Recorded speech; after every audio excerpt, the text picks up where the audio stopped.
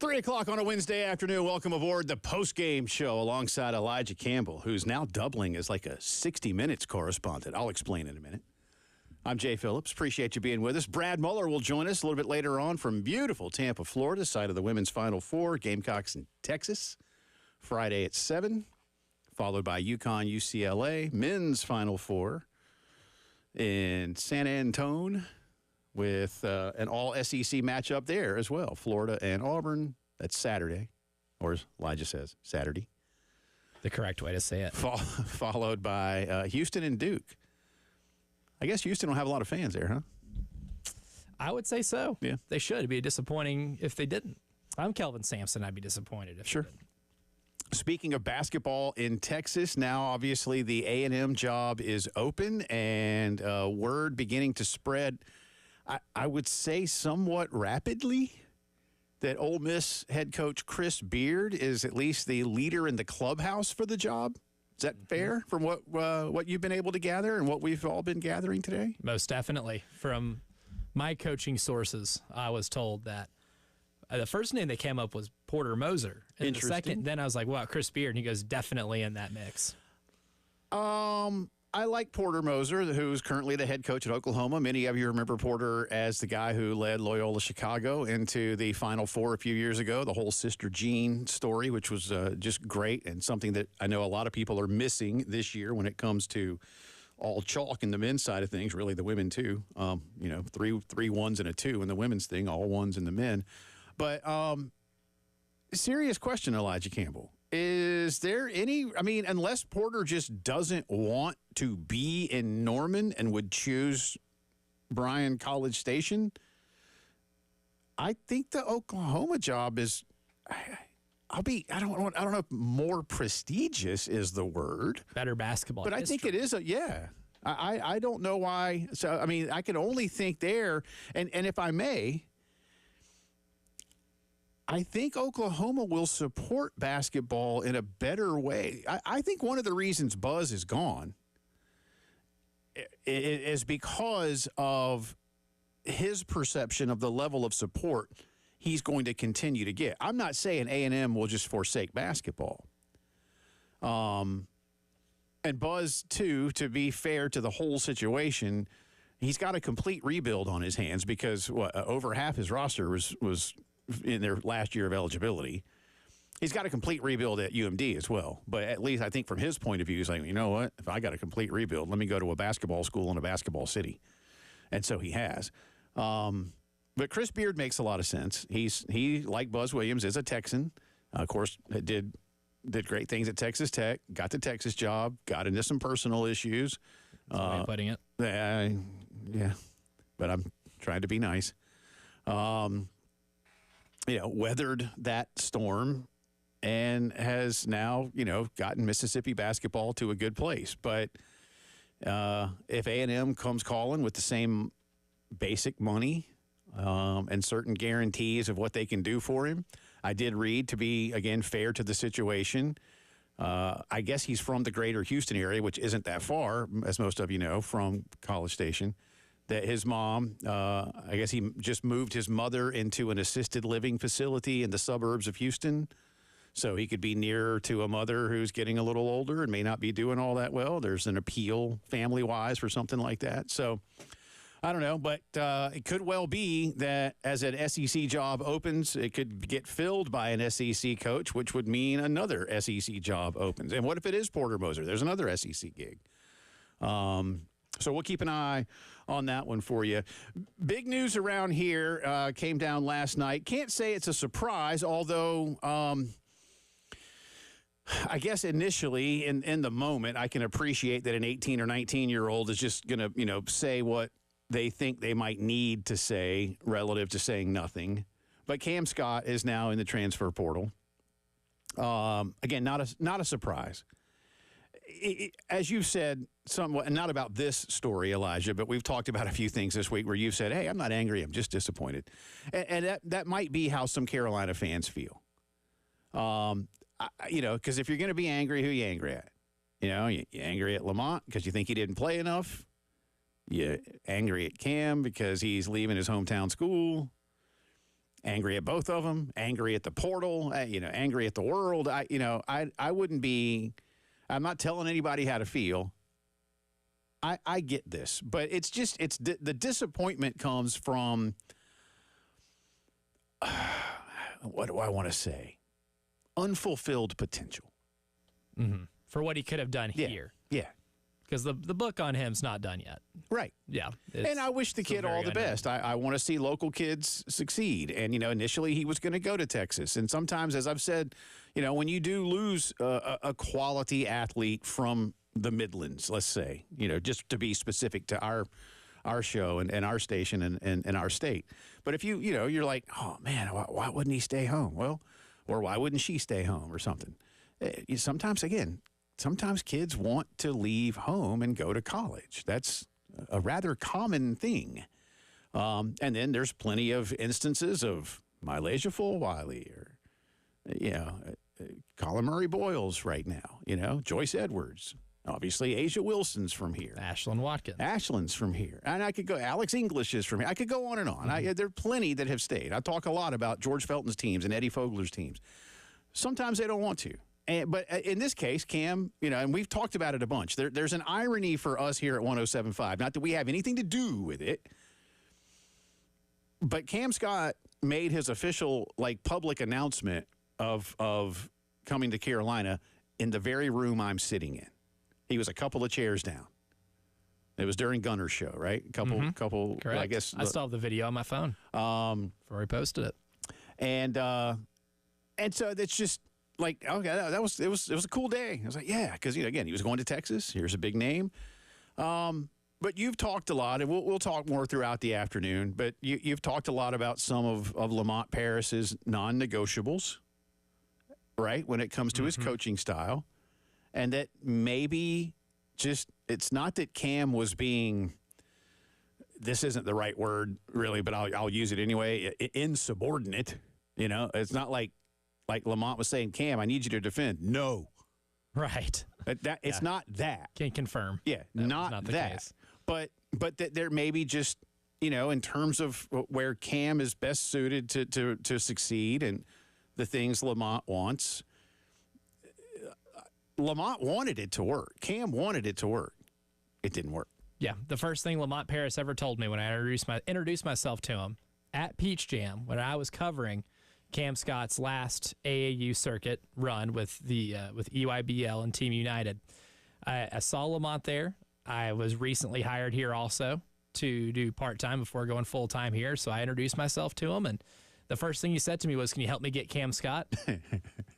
Cam was on their radar for a long time. And when he became a top 50 recruit in the country, yeah, he became an even bigger fish when it came to wanting to build what your program is around him.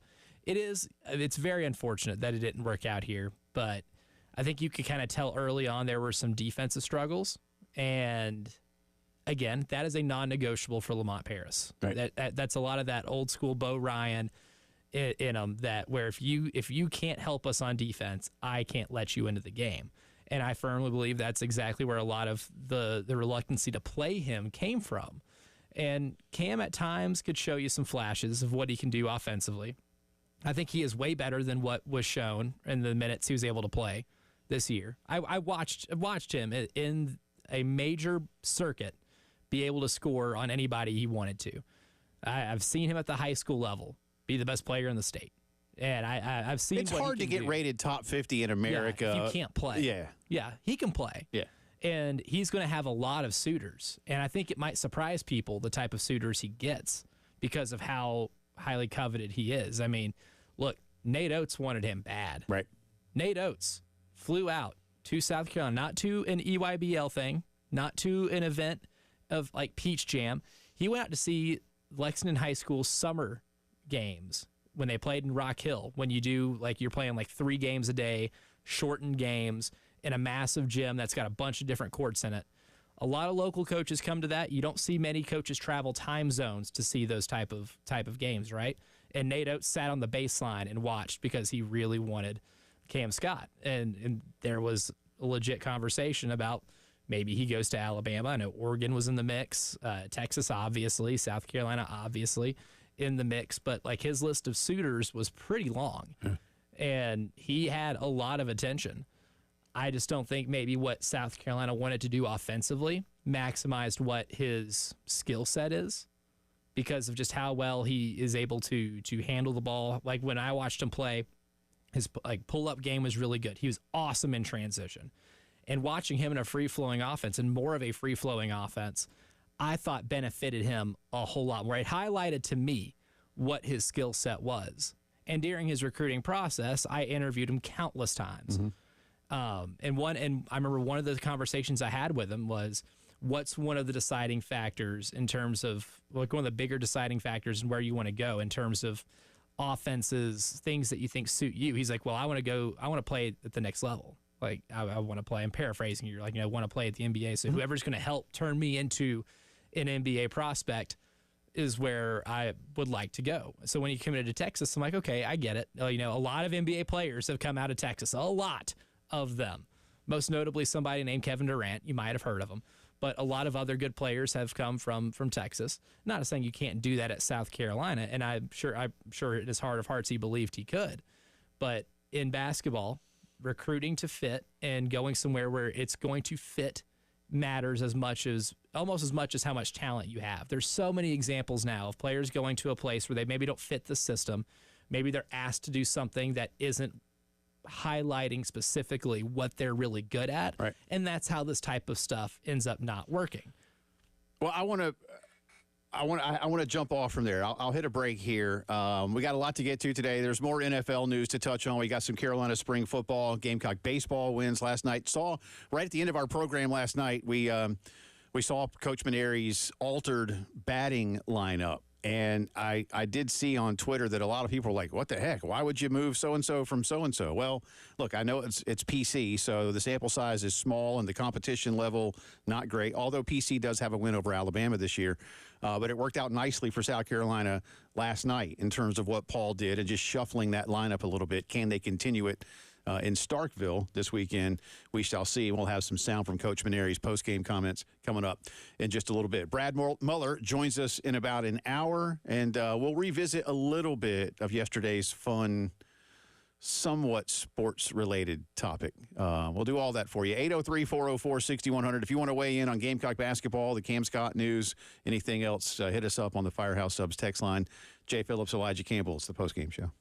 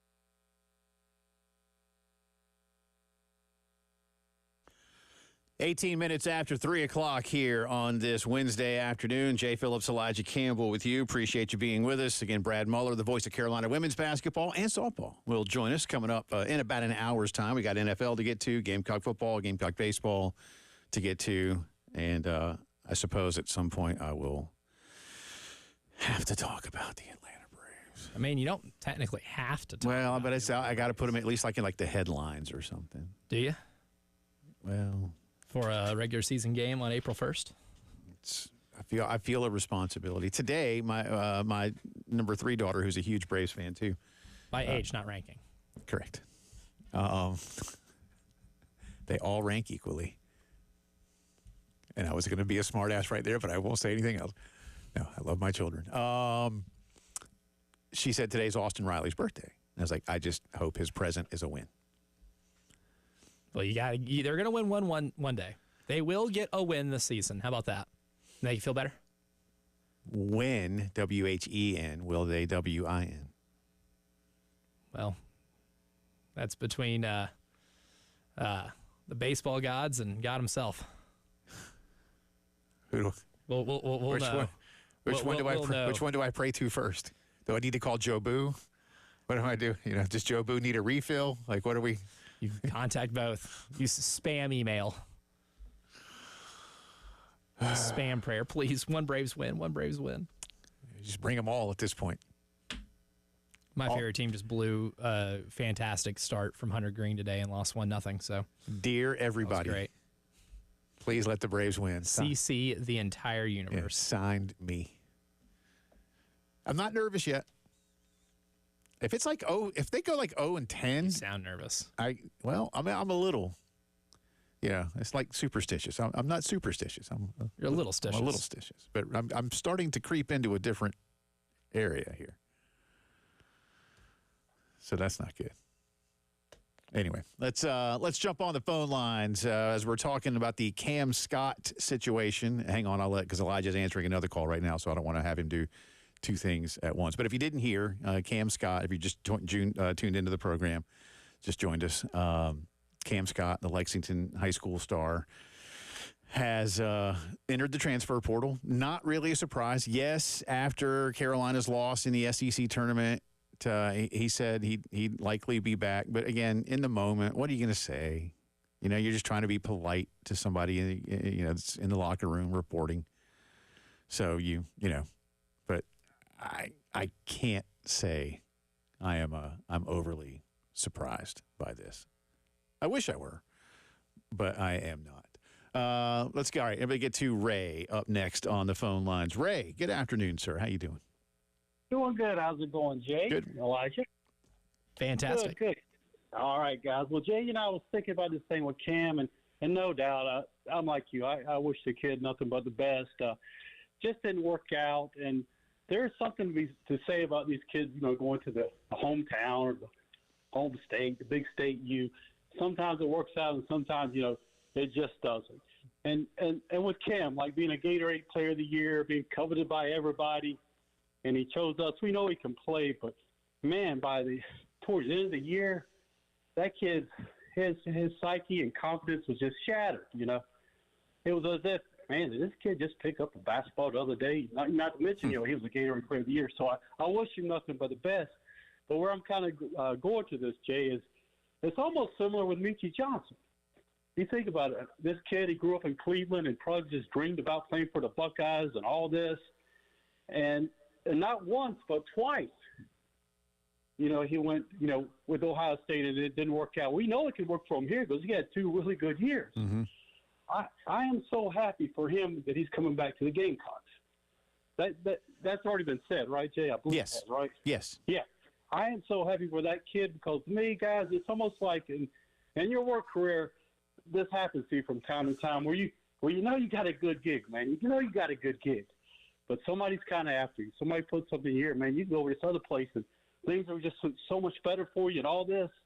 And you always dreamed about going to that certain place, and you go there and you find out, oh, man, oh, God, this has turned out to be just a nightmare. So the fact he gets to come back to a place where he knows he can make it work, I'm just tickled for the kid because you don't get many shots like that in life, you know? No, you don't. And thanks for the phone call, Ray, as always, buddy. Good stuff. Good point. I think, as we talked about, too, to just real quick on Michi, and then I want to circle back to ask you something else about Cam. Again, Michi's dad was not doing well. I don't know that he would have left again if everything was regular. I don't know, but I feel like part of Michi leaving after last season to go back to Columbus was, again, to be closer to an ailing father who did sadly pass away recently. So, but I think Michi really liked it here, clearly. Mm-hmm. You don't come back if you don't. Right, yeah, if you didn't feel like this was another but I think he likes how Lamont coaches him. I think he likes his role. He is that spark plug kind of guy that adds life to a team. I mean, the first year he was here, and we can joke, but it's fun to watch. Michi's never met a shot he didn't like. And that's, I like the level of confidence. There are a few that I wish he didn't like. Say 32-footers with 15 seconds left on the shot clock. He's not afraid to pull up. You might want to work the clock a little. But anyway, no, I kid a little bit there. But no, Ray, you're right. I mean, I'm happy for him because you want people to be happy, and that's why throughout, honestly, y'all, not just in my career, which I realize now it spans over half my life. But even before I got into this, when I was in high school and college, and you see, I mean, transfers have always been there. Mm-hmm. And I've always thought that, just go be happy. If you're not, and that's why it used to, and I know I've said this before, but I'm going to say it again. It used to drive me crazy as I got a little older and had a greater understanding of what was going on and realized that a coach could single-handedly prevent a young man or a young woman from going where they might most want to go. Solely because of again, a coach can't do this anymore, thank God. They're on our schedule, can't go there. They'll be on our schedule in 2 years, can't go there. The other coach is a real jerk. I don't like him. So and I'm not really. They didn't even really need a reason. They wear green. I don't like green. You can't go there. And it's why I always respected two guys, and there were others, I'm certain, but, Mart Rick and Steve Spurrier, at the height of their profession, said, I will never restrict the kid from going anywhere. On our schedule, our rival, whatever. I want people that want to be here. And if they don't want to be here, they have their reasons. And it's not my place to try and continue to tell them, look, you say, well, what's up? What can we do? And if you can't do anything, if they're just not happy, they just want something else, then let them go. And now, of course, you can't have a coach be, that controlling. Again, as I've said many times, this is America. It's just not how it works. But, again, and for Cam, it's just, it's not working out. I wish it were, But you just hope for the best for the kid and that he finds a situation that's going to be right for him. One of the things, Elijah, that I wanted to ask you about that, and you alluded to it a little bit before we took our break about 10 minutes ago.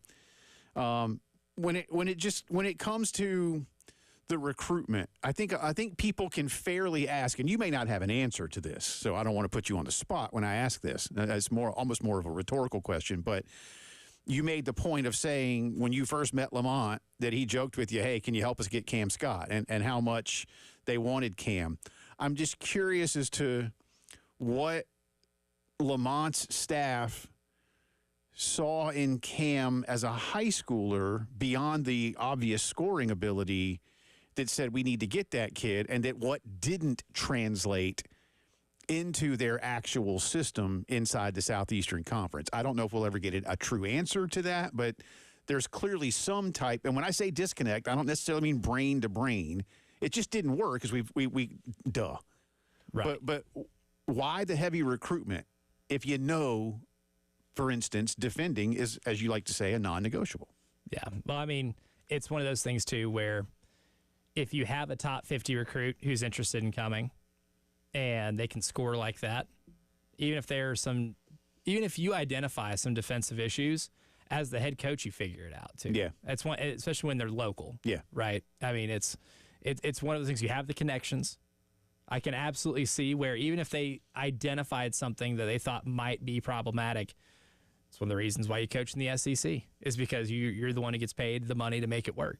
And that's why, like, I don't want to say a total reflection on Lamont, but the experiment was, if we're passing and failing here, it was failing. Yeah. Because you couldn't get the top 50 recruit onto the floor. Even if you deemed him not worthy of being there defensively, your job's to ultimately make that work. And going to have to start the roster from basically ground zero now because it didn't work for a few of the guys that you brought in. But I think the reason you still go for it is because you see what the ceiling is. Yeah, that's fair. And the ceiling is good enough for you to easily envision a kid like that with his frame, his build, his scoring ability to be able to put up 15 a night in the SEC.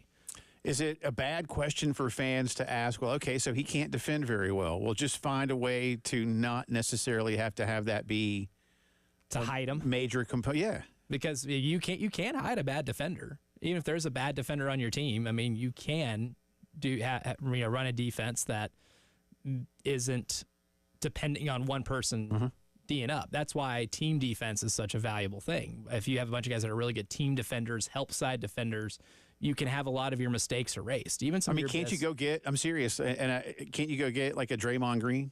Who like you already had one on your team too with Colin Murray Boyles. So, and he can score too. Anyway, all right, get into a few more phone calls. Hit us on the text line as well, and we'll branch into some Gamecock football too. You're listening to the Postgame Show.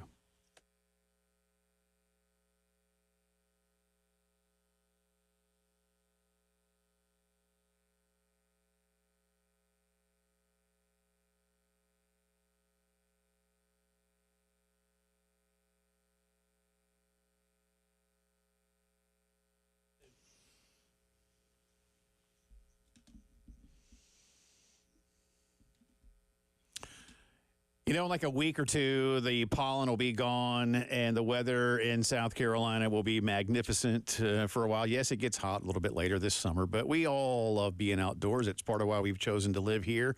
But, when you're out on the back deck, the patio, the porch, around the pool, you might say, well, man, I'd also like to be watching, a ball game right now or maybe a movie. Kids have some people over. Let's put on, The Mouse, see what happens. But then you have to drag a TV outside or speakers, and then they get wet. And you're like, no. Call Integrated Media. Get an outdoor home theater system that looks and sounds just like the indoors. Trust me on this. And the equipment is made to live outside 24/7, 365, even here in Columbia, South Carolina. If you've been wanting that for a while, it is a fantastic time to call 803-948-8327 and get the best in outdoor home theater from Integrated Media.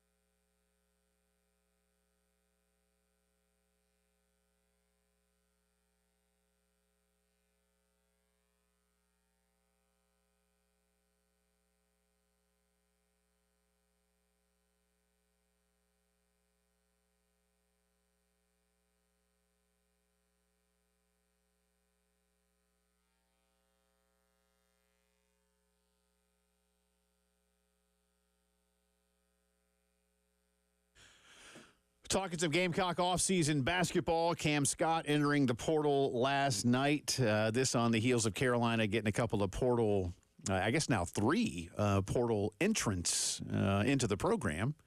And I guess we still expect a little more movement.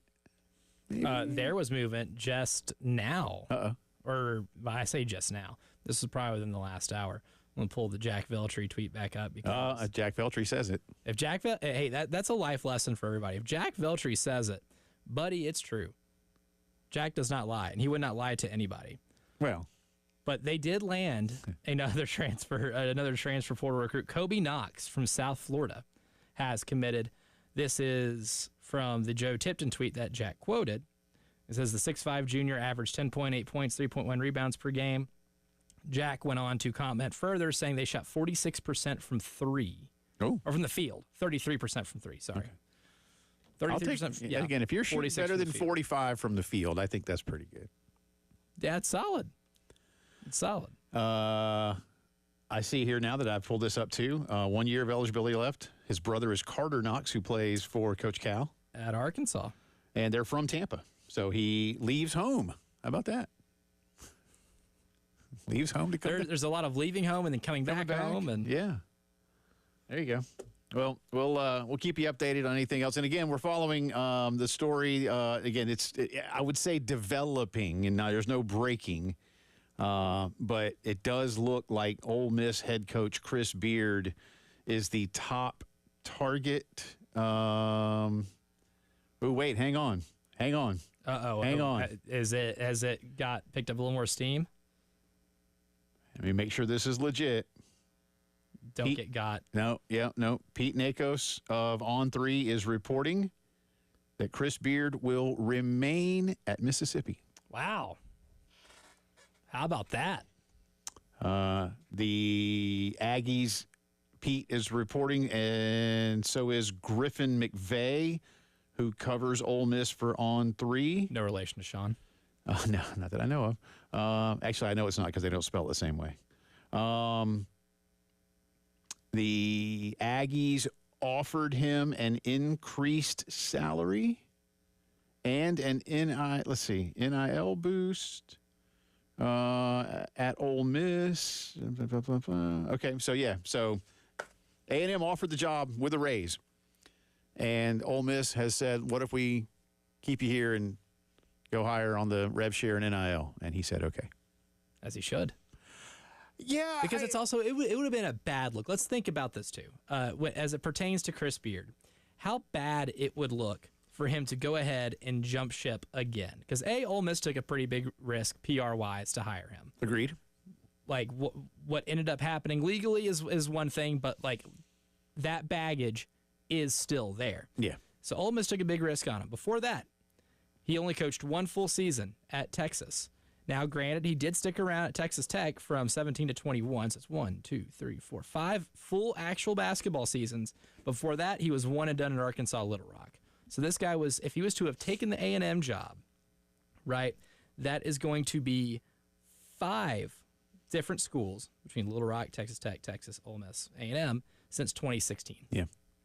5 schools in a decade. I guess the only thing that could be, in his corner would be, again, going back to his home state of Texas and not too far from where his mama lives in the greater Houston area. But otherwise, I agree with you. So now, and again, this report, and Pete knows what he's talking about. Pete's great. I mean, he's primarily college football, but he's connected just to schools these days and agents. That A&M did offer, or at least put, A&M will say, you know how that goes. A&M will say, well, we didn't offer anybody until we got, 'cause that's what they do. You didn't reject me because I never asked. Yeah, that's the way. It's like, if we were to offer you this, would you say yes? And then if someone says, no, I wouldn't, then you don't get the offer. But if you say, yes, I would if you were to offer me, okay, well, here's the offer. And then, yeah, sure, let's do it. Let's do it. Yeah. All right, so Porter Moser of Oklahoma, we mentioned him earlier. Mm-hmm. I saw one. Now, again, lists get put together quickly on these kind of things, and Buzz Williams just officially took the Maryland job yesterday, although it was pretty much in the works for a week.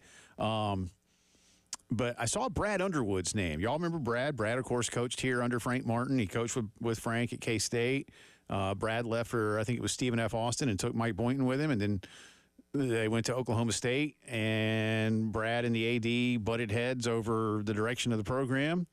And so after just one season, Brad went to Illinois. He's been there ever since. The Illini are now a solid regular participant in the NCAA tournament and in the upper half, really upper third of the Big Ten. Is that fair? Yeah. You know? Upper third. Yeah. I mean, of an 18-school league. Underachieved a little bit this year. This year, maybe, yeah. But consistently up there. I've seen Brad Underwood's name mentioned for Texas A&M. And, again, he's coached in Texas.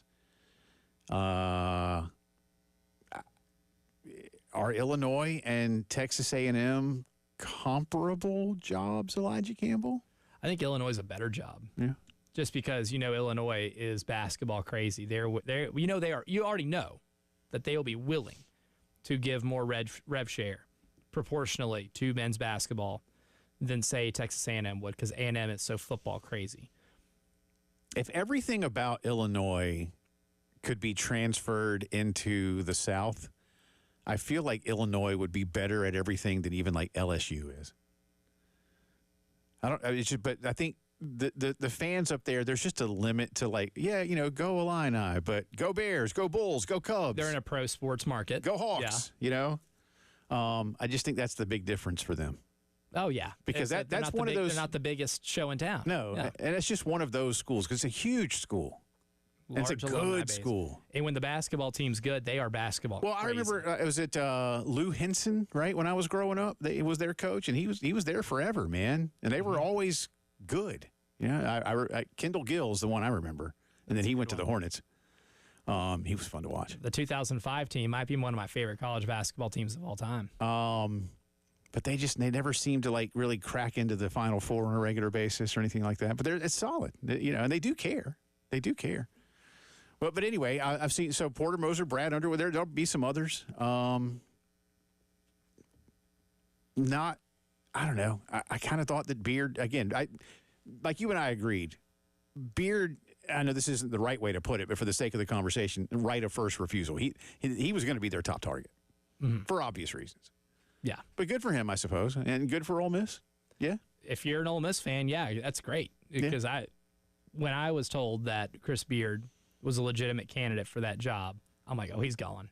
I kind of thought so. I kind of figured he might have been gone. I kind of thought so, man. And again, it's because of the direct Texas ties. That's the reason for me. He's a good basketball coach. I don't know that A&M is really a pathway to better things basketball-wise than Mississippi. I think Ole Miss can maybe give him as much solely because A&M is so football crazy that they will sacrifice, and baseball. Right. Would you even say that men's basketball is the third priority in that athletic department? Wow. Maybe third. They take that pretty seriously too. Yeah, maybe third. I don't know. I would worry about Trev Alberts as a guy who's like, well, I mean, look, I want to have a good basketball team. But he's probably like, is Hubie Brown still coaching? He available? I've heard that name. Anyway, all right, we'll keep an eye on that. Hubie Brown, next A&M coach. Let's see who begins to emerge as a potential candidate at Texas A&M. But again, the breaking news. So we do go from developing to breaking. Chris Beard will remain as the head coach of the Ole Miss Rebels. All right, we'll get into a little Carolina football on the other side. You're listening to the Postgame Show.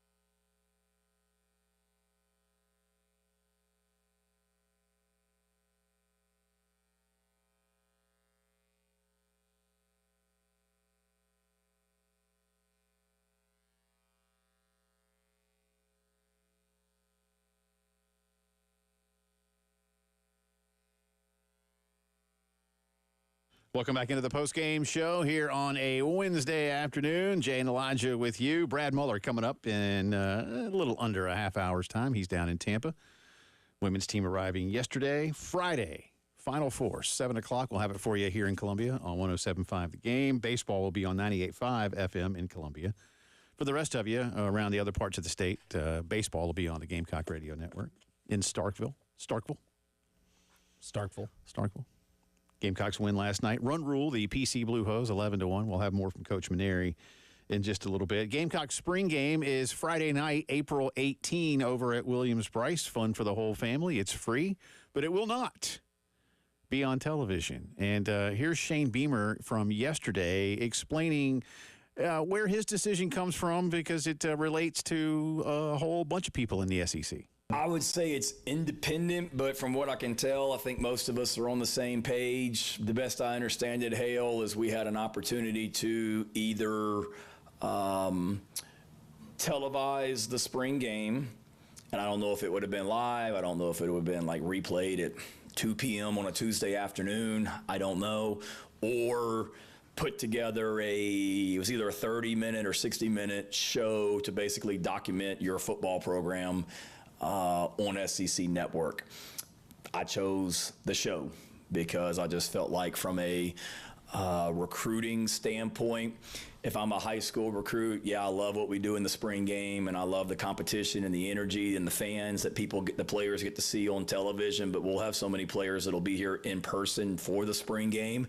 I felt like it would be more beneficial for us from a recruiting standpoint to be able to put together a show that can highlight our program, and we can, if all of you guys are recruits for us, we can let you know when this show is coming on, and you can watch this and learn a lot about our football program, and probably be more impactful from a recruiting standpoint than watching a 2-hour spring game on television. I certainly am sensitive to the people that want it on television that aren't able to get here to see it in person, and I certainly respect that, and I'm sorry that it won't be on television. For those people that enjoy watching it on television, hopefully you can get here in person to see it. I know not everyone can, but then there's also the competitive aspect of it as well. And frankly, Hale, like if I think I read that of the 16 SEC teams, 2 of them are maybe doing a televised spring game, I believe. I think I saw that A&M was, and somebody else, if I'm not mistaken. Shane Beamer from yesterday. I've made no secret, and I'm speaking only for me here. Look, spring games are fun to go to. I've been to a bunch of them. Again, here of late, I've been down and doing the Heritage again for a while. I'm kind of glad to be doing that too. Now, that's not knocking the spring game. It's just now that the More Heritage enjoyable for you. Well, now that the Heritage is a signature event and all the big names are there, like for a while it was kind of like, man, none of the big names are there because they all got tired after playing the Masters. But now that the PGA Tour has made Hilton Head one of the signature events and a $20 million purse, and all the big names are there. That'll bring the big names. It's a lot more fun. But but I'm kind of with Shane. Look, and seriously, Elijah, think about this for a minute. I don't care how much a 17 or 18-year-old, 16, 17, 18-year-old kid loves football. Are they going to be home on a Friday night wanting to watch a spring game of a school they may or may not go to? And if relative to coming, like as he said, if they do, is that what makes them be like, oh, yep, that's it. Yeah. That's it. I'm going there. You're here as part of the environment. I think it's a good idea that they are going to have a night game for spring. Mm-hmm. I'm not sure. I can't recall that that's ever. Maybe we did have one time on a Saturday. Somebody remind me. Again, I've been to a bunch of them, and I'm old. You don't remember going to a daytime spring game? I don't remember a nighttime spring game, but it doesn't mean we didn't have one. But anyway, and I get what Shane's saying. Hey, if you can't watch it, but again, what are you missing? I wouldn't sweat it. I think the documentary style program choice is a better tool for selling your program. I genuinely, because as he said, for the kids, and for everybody. Yeah, people like inside looks. Look, I'll admit this too. I am not a big fan of Hard Knocks, but I know that a lot of people love it, and I get it. Yeah, I don't seek it out necessarily, and it's not like appointment television for me like it is for some. But if I've got nothing else to do and I'm looking, I'm surfing different streaming, services. Hard Knocks is one that I'm like, yeah, okay, I'm curious about it. You do get a really good look inside of what makes training camp. Yeah. And when they do it during the season, you get a lot of really cool sneak peeks about what teams do to prepare for games. Like it's really, really neat. And I would agree that, what they're doing now is way more beneficial. I think it is. So in that respect, I'm 100% on board. Yeah, the only time I've said this to you, the only time a couple years ago that I tuned in more routinely on purpose to Hard Knocks is when they had the Lions and Deuce was on the staff. Like that, and I was like, I just want to see Deuce. I didn't really, it's not a Lions thing. And then the thing with that Lions season too, I remember watching that being like, man, I'd run through a wall for Dan Campbell. Yeah, I love that guy. I'd run through a wall for him. And I'm sure if that had an impact on me, some other players would probably saw that and like, yeah, I want to play for that guy. Maybe they see Shane in that and they're like, yeah, I want to play for that guy. I want to be a part of that. Speaking of NFL, a couple other things that came out of the owners' meetings that weren't voted upon, but were certainly discussed. We'll see if y'all like them. And Brad Muller will join us from Tampa talking Carolina women's hoops. We're about 48 hours-ish from the Final Four. You're listening to the Wednesday Postgame Show.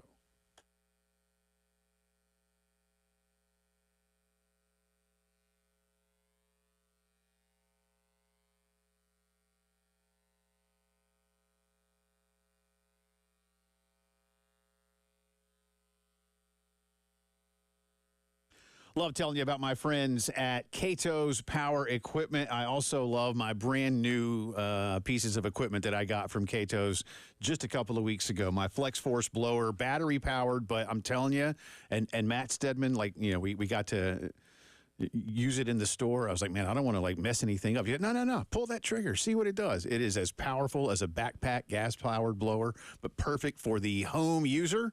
All right, again, that Flex Force battery also goes into my new pole saw, but there's several other things that it'll control with a Toro line of equipment. Get in and see what fits you if you are the home landscaper. And, of course, all you pros out there, the latest in equipment from Steel, Gravely, Toro, the service department to get you up and running, especially this time of year. The more efficient your equipment, the more money you are making. Whether you do it for yourself, you do it for a living, see the pros at Cato's, 4012 West Beltline Boulevard, and always online at catospowerequipment.com.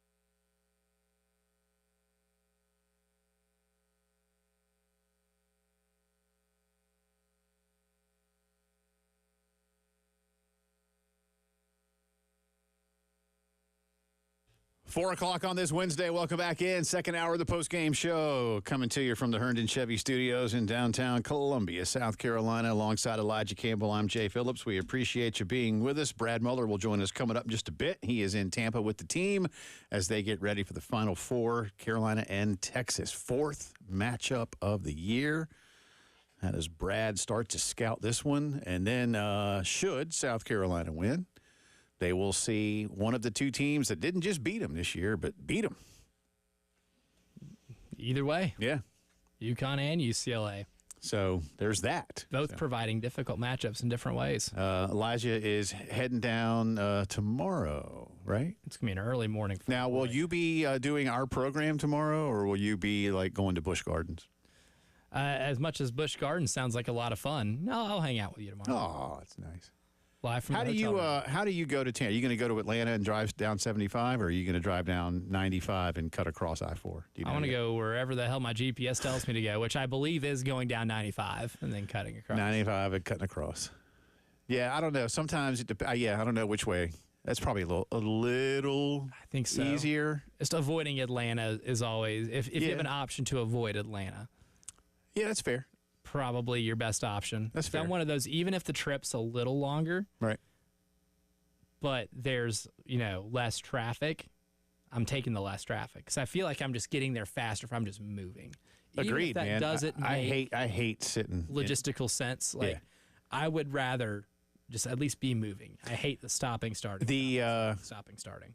I'm trying to think. A few months ago, my wife and I were coming back from Asheville, and we were told, like, hey, there's a big blockage ahead, and I think it was just the construction, coming from like between Irmo and Chapin and all that. And so in advance of it, I got straight on the phone to my good friend Michael Geddes of Integrated Media, who, in addition to being a fantastic, technician in what he does and business owner, he also is from Chapin. And I was like, hey, I need you, like, right now to tell me where to get off and start navigating to get me home so that I don't have to sit in that. And he was like, all right, get off here, turn by so-and-so gas station. You're going to see, like a tree with two knobs on it, all these things, right? All these Anyway, incredibly descriptive it was, directions. I don't remember the exact direction, but everything he said, I was like, oh, there's that, landmark. He said, and then ultimately you'll be on Broad River Road. And I was like, done and done. Say less. And you know what? We kept on moving. Because I hate sitting in traffic. Some people love to drive. I am not that person. I'll just tell you that right now. But if I'm in a car and I'm not driving, and not moving, Right, not moving. yes. moving, then it's even worse. Because then I feel, I can't stand it, man. Like, and you'd say, well, Jay, if you're in a plane, I'm like, yeah, well, the plane's moving. At all times. And not only that, the plane's going at like, 500 miles an hour.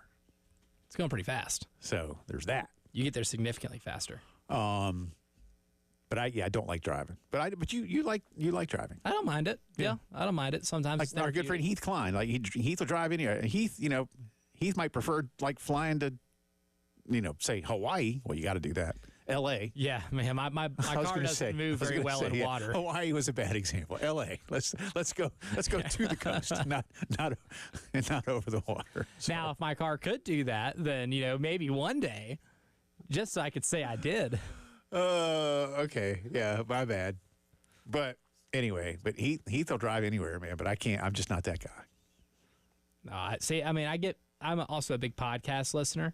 I am too. But I love doing that while I drive. Yeah, that's fair. That's, there are ways to Makes it go by faster. yeah to mitigate the circumstances, if you will. Get to catch up with loved ones But like if I over the phone. and I makes it go don't. by faster. Yeah, if I had the money, you might think this is crazy. If I had the money, and again I don't, but if I did, like anytime I wanted to go to a Braves game, I would just like go over here and just get on the next flight to Hartsfield and just take the train to a game. Well, you can't take the train anymore, but it used to could. Back when they played at Turner Field. Or you could take a train to like the station that like at Underground Atlanta and then get on a bus, and it was like you were there in like 3 minutes. But I would do that. And I know that sounds crazy and lazy, and it is. It's both of those things. But that's just who I am. Like, to me, Atlanta is plenty far enough to, like, I don't want to drive to Atlanta. So you'd say like 3 hours might be your cutoff. I just get time. I don't like, I'm not good at, like, sitting still. I just, like, I'm, I can watch a movie or whatever, things like that, or, but, like, even at a game, I'm a guy that likes to stand at the game, and you can't stand in front of people, which was great for the seats that my wife and family had for 20-something years at Williams-Brice. We were on the top row where we sat in our section. And so when I stood, I was blocking no one, and it was great because I could get up, I could move around a little bit. I don't like sitting. Yeah. There's your in-depth look at me and why I'm the crazy nut job that I am. But just a little antsy. I just don't like sitting around. I like to be doing stuff. Like when I'm watching a game at home, especially if I'm nervous, I think I've said this before, I'll start like loading and or unloading depending on where we are with like the dishwasher. I got to like be doing like, if y'all will laugh. Y'all should have seen me. Y'all should have seen me during the Carolina Clemson football game. I would have loved to have seen you. It was not, and that's why I can't like go. Like we were invited to go with friends, and I'm like, and a couple of my buddies just know, like, yeah, Jay's probably not coming. It's nothing personal, right? I'm just not. I get antsy, Like I'm a standard when watching. Like if I'm watching a team that I like one of my favorite teams, and it's like really close, like. Yeah. Yeah, if it's teams I pull for. Yeah. Yeah. Then I pace. I get nervous. Yeah, I'll pace. Yeah, I pace. And I need to be moving around and doing. I'm not good at sitting. I don't know why. I don't know. I'm sure that's some genetic flaw. But I own it. I think that's the average sports fan, too, when you're at your home and a game's really close. Like how many videos you see online of people reacting to crazy stuff. With I've never thrown things at my television. No. I'll say that much. TVs are too expensive. Yeah, I'm not going to have to go buy another television just because somebody didn't score a touchdown. Right, or missed a field goal. Yeah. As time expired. No, I'm not here for that. Not doing that. A couple of things from the NFL. First off, Roger Goodell has said that while the NFL did not have 18 games as, a big agenda item, more than likely it's coming. And Jerry Jones has basically now said it's all but a done deal. It's just a matter, I suppose, of when. And I find this ironic because, as you and I have discussed, the tush-push vote was tabled until next month at the next set of owners' meetings, but it's because the NFL is doing all it can, at least those that are opposed to this, which right now seems like literally half the league. From what we read yesterday, 16 teams were in favor of banning the tush-push, which means 16 were not in favor of a ban. And, of that 16 that are not, it feels like the 16 that are trying to lobby 8 of them to change their mind. But they're looking for injury data, and there is none. I mean, literally, and if y'all haven't heard us talk about this, there literally is none. It's not an opinion. You even had Jeffrey Lurie. I heard like a 1-minute clip from him in a press conference, or at least a press availability yesterday in Palm Beach at the owners' meetings. He's the owner of the Eagles, who are the focus of this, saying, again, there's nothing. I mean, Albert Breer was on with Dan Patrick yesterday, one of the great NFL reporters. Like, Dan, they're trying to find something that's not there. There's no data.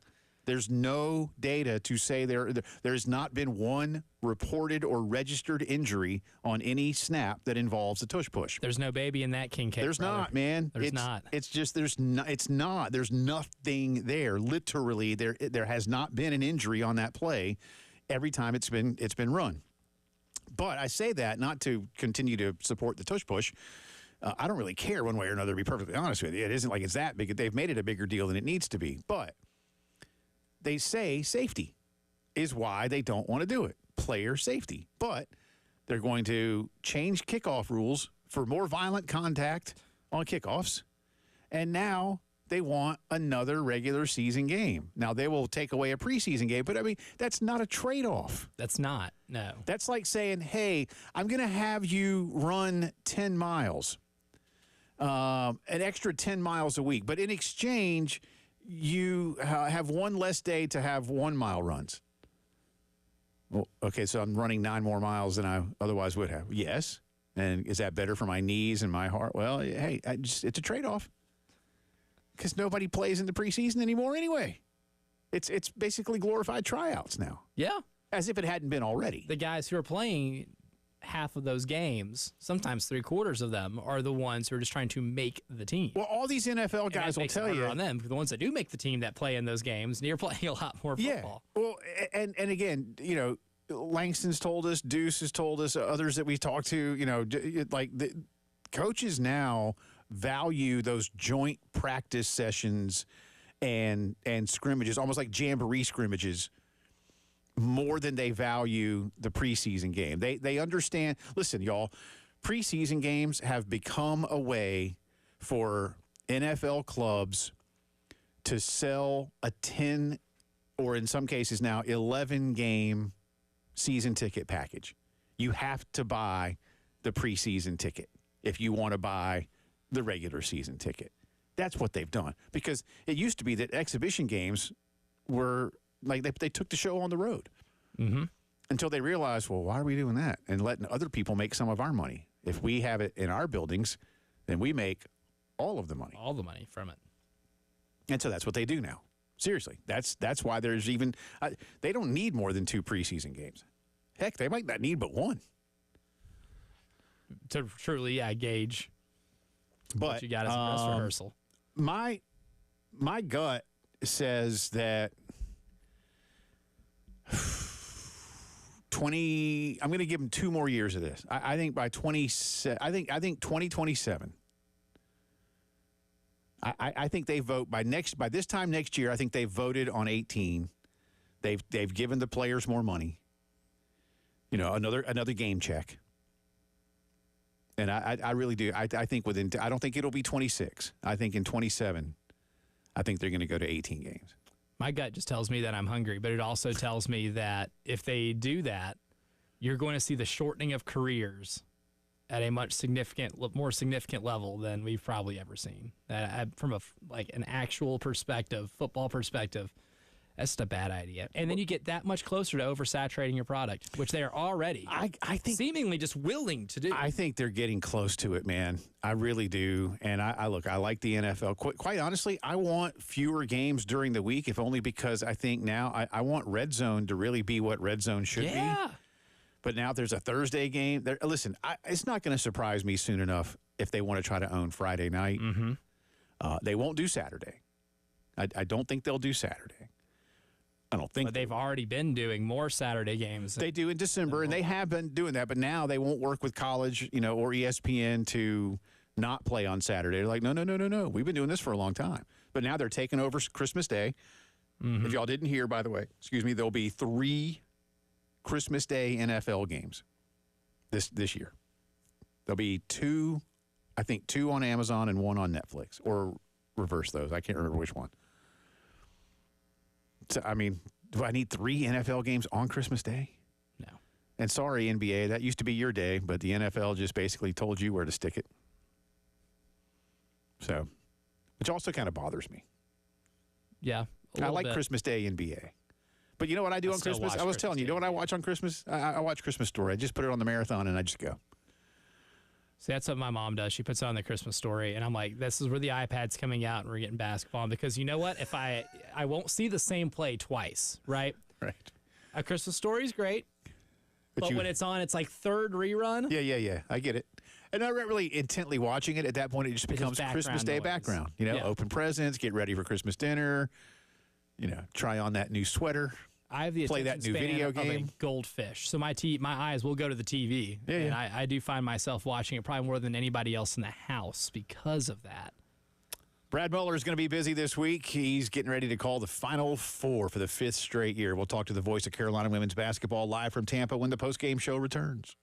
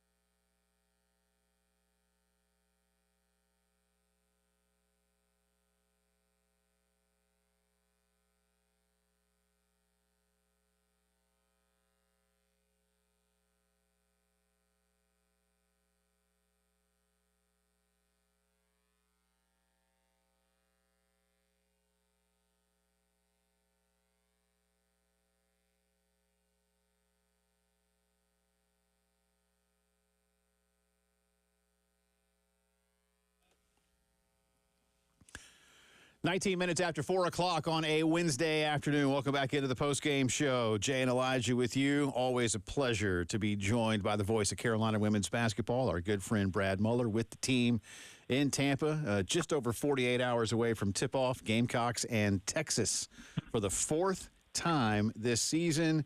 That'll be followed by Connecticut and UCLA, two teams that also beat South Carolina this year. And as many have pointed out, including our good friend Lulu Kesson, these are the only three schools to beat South Carolina since 2023. Brad joins us now.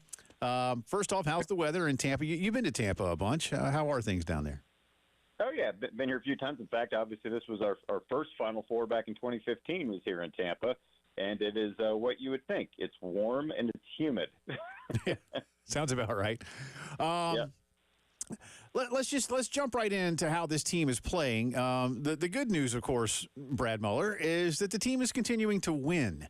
They were so dominant in the Southeastern Conference tournament, and really save for the opener against Tennessee Tech. That's not necessarily been the case in the NCAA tournament. And one thing, too, to add to the question I'm going is, Elijah and I have talked a lot the other day. Carolina saw all five starters go past 30 minutes, which had not yet happened this season. So is this a team that is regressing a little bit? Is it about the competition somewhere in the middle? What are your thoughts, knowing what you know of this ball club? Yeah, I think it's a combination of things. I think during the course of the season, you have the pendulum swings one way where you're hot and can't miss, and then you have different lulls in the season where you can't buy a bucket, and just like you said, during the SEC tournament, the Gamecocks were playing some of their best basketball, and then unfortunately are not playing their best right now, but still finding ways to win. I think sometimes some younger players, especially freshmen, will hit that wall because this is more games than they've ever played in their life in one season, and they kind of get worn down a little bit, and you just kind of hope they get that second wind at some point. And I think you're seeing that with some of the younger players. Joyce Edwards has struggled the last three games. I think she's shooting less than 30% from the floor in the last three games, and this is a kid that was shooting close to 60% most of the year. So you just hope they can get their legs back underneath them. Yes, everybody is giving you their best game, and you're playing better teams as you go deeper in the tournament. But I think it's just kind of part of the ebbs and the flows of the season, and sometimes you're not playing your best ball at the right time, and clearly South Carolina is not playing their best ball the last three games. But the good news is they found ways to win. So, all right, let's move on and hope that the next game they're trending upward with their execution. Brad, one thing that fascinates me about this game on Friday isn't just that it's in the Final Four. It isn't just that these teams are playing each other for a fourth time, but obviously Dawn Staley and Vic Schaefer have met a lot in these tournament settings, especially considering one was for a national championship. These coaches are incredibly familiar with each other. I think they know each other's teams about as well as they know their own at times. And given the amount of games that you've covered for this program and seeing Dawn's teams, do you expect them to play maybe throw in a different wrinkle than for Texas for the fourth time, or is it one of those things where two of the three games you just completely out executed them? They have the blueprint to beat Texas, and that's what they're going to stick to. That's actually one of the questions I'll be asking Coach in the pregame interview, exactly that, because after four times, they know each other. They probably know all of their plays. I think at some point you have to throw a little something new at them and they at us. But at the same point, if it's worked twice, out of the three times you played them, you're going to try a lot of that same stuff again. Offensively, and I think a lot of it will, the key will be defensively for South Carolina. The one time that the Gamecocks did lose on the road in Austin, they really struggled with the two bigs for Texas, which, to be honest, I'm a little surprised they didn't struggle more with them because they're both really good, and so I would expect you're going to see a lot of the same. There might be, a one or two different wrinkles put in there, but I think it's about executing what you can execute against certain personnel. You got to knock down some shots and you got to defend. So it'll just be interesting to see what each team throws at each other that we haven't seen.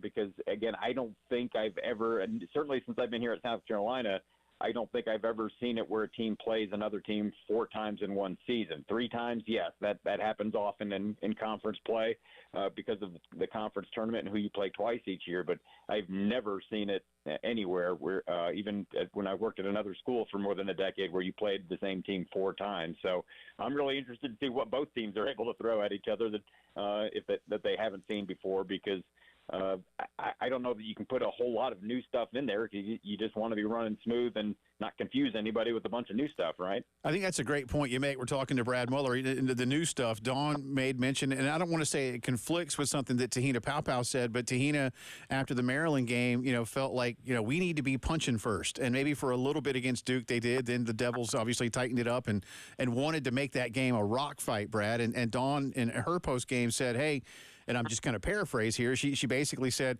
we just got to absorb what they bring us, and we'll find a way to win. And they are. They do. But, what have you seen in the past when there's maybe been a little bit of a funk to get people going? Because you're going to have to do a little bit more of that. I don't know that you can continue to just absorb the blows without finding some way to counterpunch, right? Right. And I think one of the things we were looking for this year is, at least, on a daily basis, you weren't sure who the in-game, leader of this team is. In years past, you kind of knew, and didn't always have to be the star player. But when you had a Ty Harris on the floor, or an Aaliyah Boston on the floor, or even a Victoria Saxton, you kind of knew who was going to bring people together and settle things down. And I think at times this year you weren't quite sure who that was. But I think the one constant that you've seen late in the season in terms of who stepped up their game, late in games, has been Chloe Kitts, of knocking down shots, making big plays. So maybe she is emerging as the leader of this team. Of get on my back, and she's been consistently good. Let's hope that continues. I think it is a little bit odd that the bench didn't perform well recently. You got to get them going as well. But all in all, for South Carolina, there's some little things they can do better. Sure, there's going to be some fatigue that shows up, but they were out-rebounded by a lot against Duke, which was surprising because Duke did not have a huge height advantage. They were basically even. They had some big guards. We've got some big guards. Their posts weren't overly big. They just were going after rebounds more aggressively than South Carolina was. Most of that game. I think we only had 6 offensive rebounds the whole game, and I think 3 of them came in the fourth quarter. So they have got to find a way to be more aggressive, assertive, explosive, crashing the boards. And then, of course, like any game, you've got to take care of the ball. South Carolina most of the year has been good, averaging about 12 turnovers per game, which is really where they always want to be. Obviously, you'd like to have none, but 12 is an okay number. But the last couple of games, I think it was 16 and 18, and a lot of them are really unforced. Throwing the ball 20 feet over someone's head, or a lot of travels were for some reason in the Duke game. Not sure why that became an issue out of the blue like that. But just some simple things that you can control, turnovers and be aggressive going after the boards, I think can make a big difference. Brad's going to hang out with us here for another segment, talking more hoops. Gonna throw a little softball in. He's covering that program as well. They're having a very good beginning, or at least I say more than a beginning now to this season. So a lot more to do with Mr. Muller. Live from Tampa, you are listening to the Wednesday Postgame Show.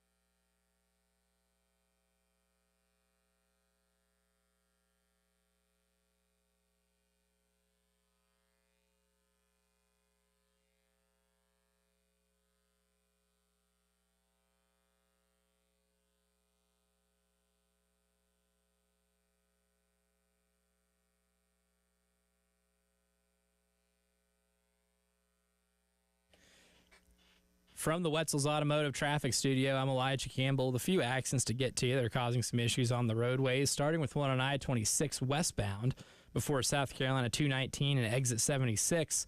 That one's got the left lane completely blocked, so traffic moving very slowly through there. We also have an accident on Barr Road near US 1 and West Main Street and South Augusta Highway. One on Clemson Road near Hardscrabble Road. Decker Boulevard at Two Notch Road. Hazelwood Road at Garner's Ferry Road. And lastly, one on I-20 eastbound at Broad River Road near exit 65.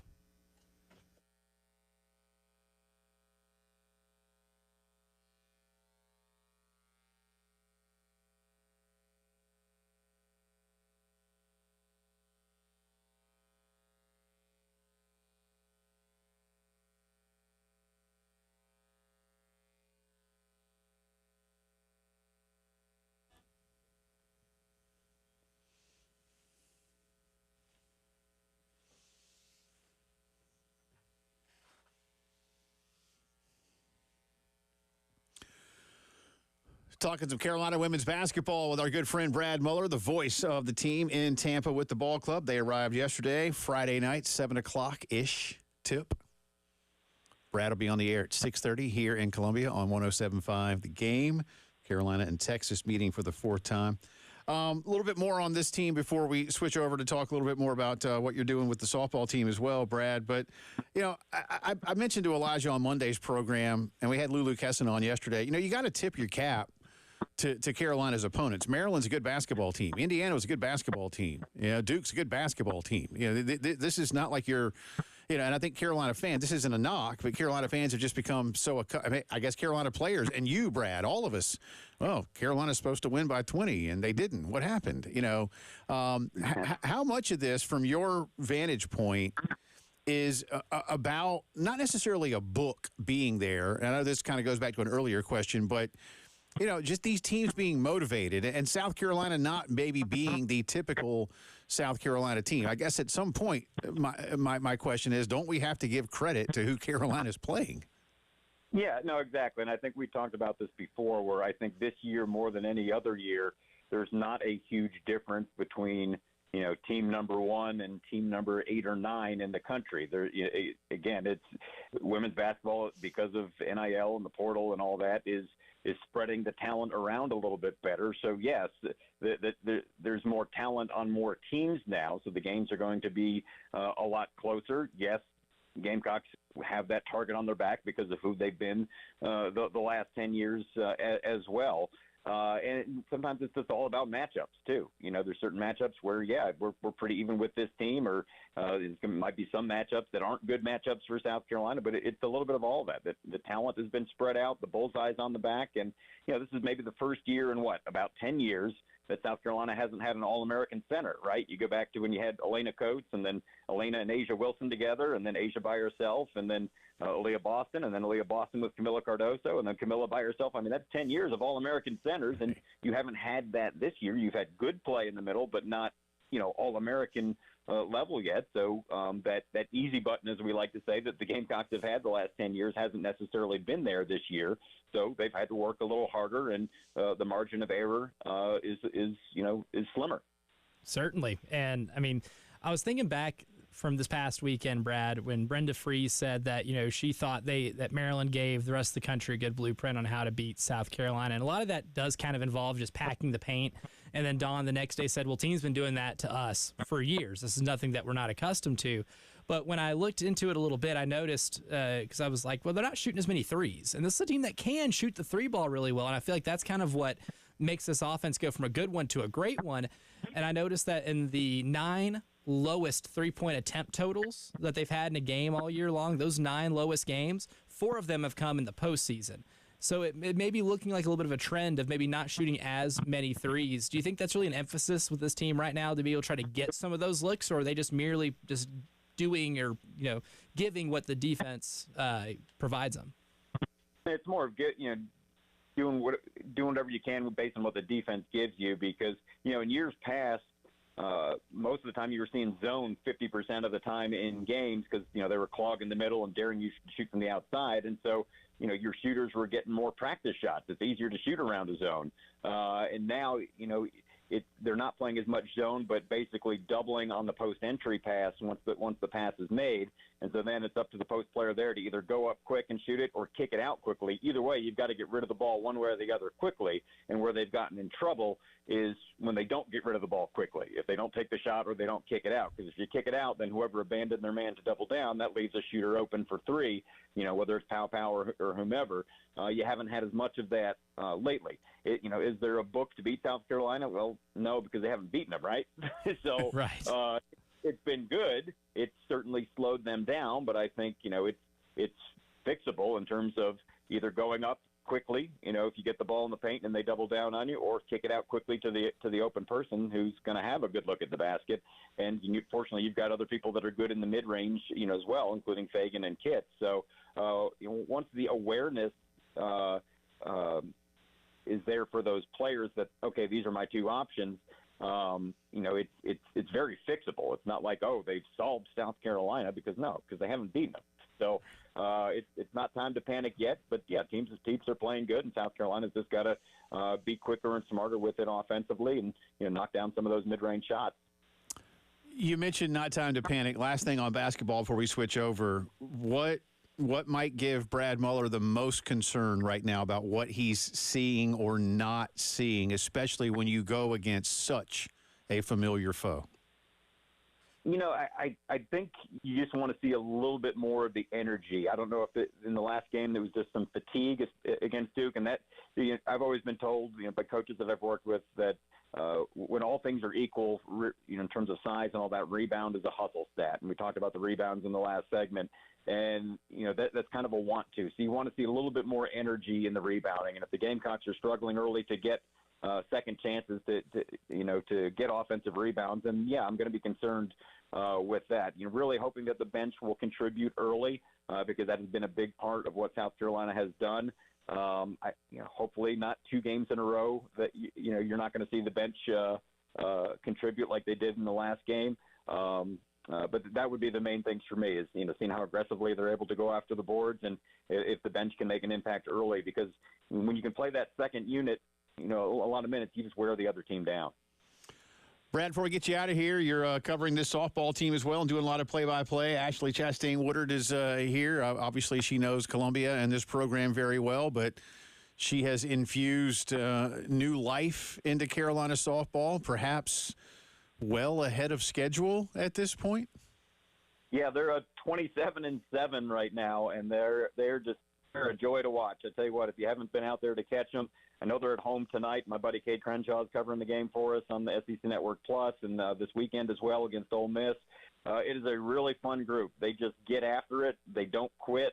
They fight in every game. It's a really, really special group of young ladies that she's brought in. A lot of newcomers mixing with some of the players that were left over, and they've just all bought in, and they've just got terrific chemistry. It's a terrific group of kids. There's a lot of young ladies that always wanted to be Gamecocks but were recruited elsewhere. They got a chance, when Coach came here, and they transferred from where she was or from other schools to play for her and to play for Carolina. They grew up wanting to be Gamecocks, and here they are. And it's just a lot of really neat stories of kids that always wanted to be here, and now they are, and they're doing some special things. It's a fun group. Ariana Rhodey, if you haven't seen her, she's was an All-American first baseman at Charlotte. She hits bombs. I think she's got 11 of them this year and hitting close to 400. Quincy Lilio's a transfer from Oklahoma who knows something about softball there. And she's the leadoff hitter, hitting over 400. A lot of fun to watch. It's a good group. I encourage folks to get out there and watch them. Well, Rhodey and Lilio, I was just looking at the most updated stats. Rhodey, OPS of 1423. Nasty work. And Lilio's OPS is 1120. I mean, what's wrong with her? But 1423, Brad. That's murdering the baseball or the softball. Excuse me. And she's fun. She played part of 3 state championship hockey teams in high school. Grew up in the Northeast, and she was a hockey player, and then chose softball as her college sport. She could have played hockey in college as well, and thankfully the Tom Glavine pass. I like it. Yeah. He's just a tough kid and gets after it, and they just all play so hard. There's been a lot of games where they've been down 3 or 4 runs and they come back and win. They just don't quit. I said it before. They've just got a lot of grit they go out there and and play and want to use every out that they can. It's a really fun group that just has terrific chemistry, and those two are a big part of it. And it's just really neat to see these kids get a chance to show their stuff. And coach has done a great job of really assembling a team in 1 year that, golly, with what they're doing right now, I mean, at the beginning of the year, I would have said, well, if this team makes the postseason, even if it's on the road, it'll be a good year, even though that's what we've done in years past. But this team can do more than that. This team, if they keep playing like they're playing, they could host, which would be a huge deal for this program. No doubt. And again, a big road victory, series victory in Baton Rouge the other day against a top 10 team. That's not easy to do. By the way, real quick on this, Lelio, again, OPS of 1120. She's not hit a home run. She has 10 doubles, but she hasn't hit a home run. So to have an OPS without a bunch of homers, whereas Ariana Rhodey has 11 home runs this year. So that's just a couple. I mean, there's a lot more players that have some pretty good numbers, depending on how much time they've seen on the field so far. Good stuff, sir. Have a great call this weekend. We always appreciate you, and obviously we'll be talking to you again post-tournament. Again, Brad will have the call here in Columbia beginning at 6:30 on Friday. Gamecocks versus Texas tip-off just past 7 o'clock. And if you want more insights from what Brad's doing down in Tampa, SC Brad 92 is the way to follow along on Twitter. Appreciate you, man. We'll talk soon. Thanks so much. You guys have a great week. All right. That's Brad. I tell you. I'll be seeing him in Tampa. Yeah, you will. You'll be there. Again, Elijah's leaving tomorrow, and he may or may not stop at Epcot or Busch Gardens. Why not? Oh, definitely. Why not? I've never been to Busch Gardens, but I've been to Epcot like twice. I've not been to Epcot as an adult. And by twice, I mean like 50 times. Twice in the last 2 years. Yeah, you know what? It's almost been 3 years since I've been. Ooh, that counts as a drought. Yeah, it is. It's kind of like not having seen Fish live in 2 years. Like I get, and like my girls did ask, like, Dad, can we go this fall to Disney World? I was like, I don't know. There's so much construction going on. Like, do I want to go and not be able to do something? Right. I don't know. We'll see. But I might go anyway. But you can go for me. I'll tell you how it is. Thanks. Lots more to do on the Postgame Show.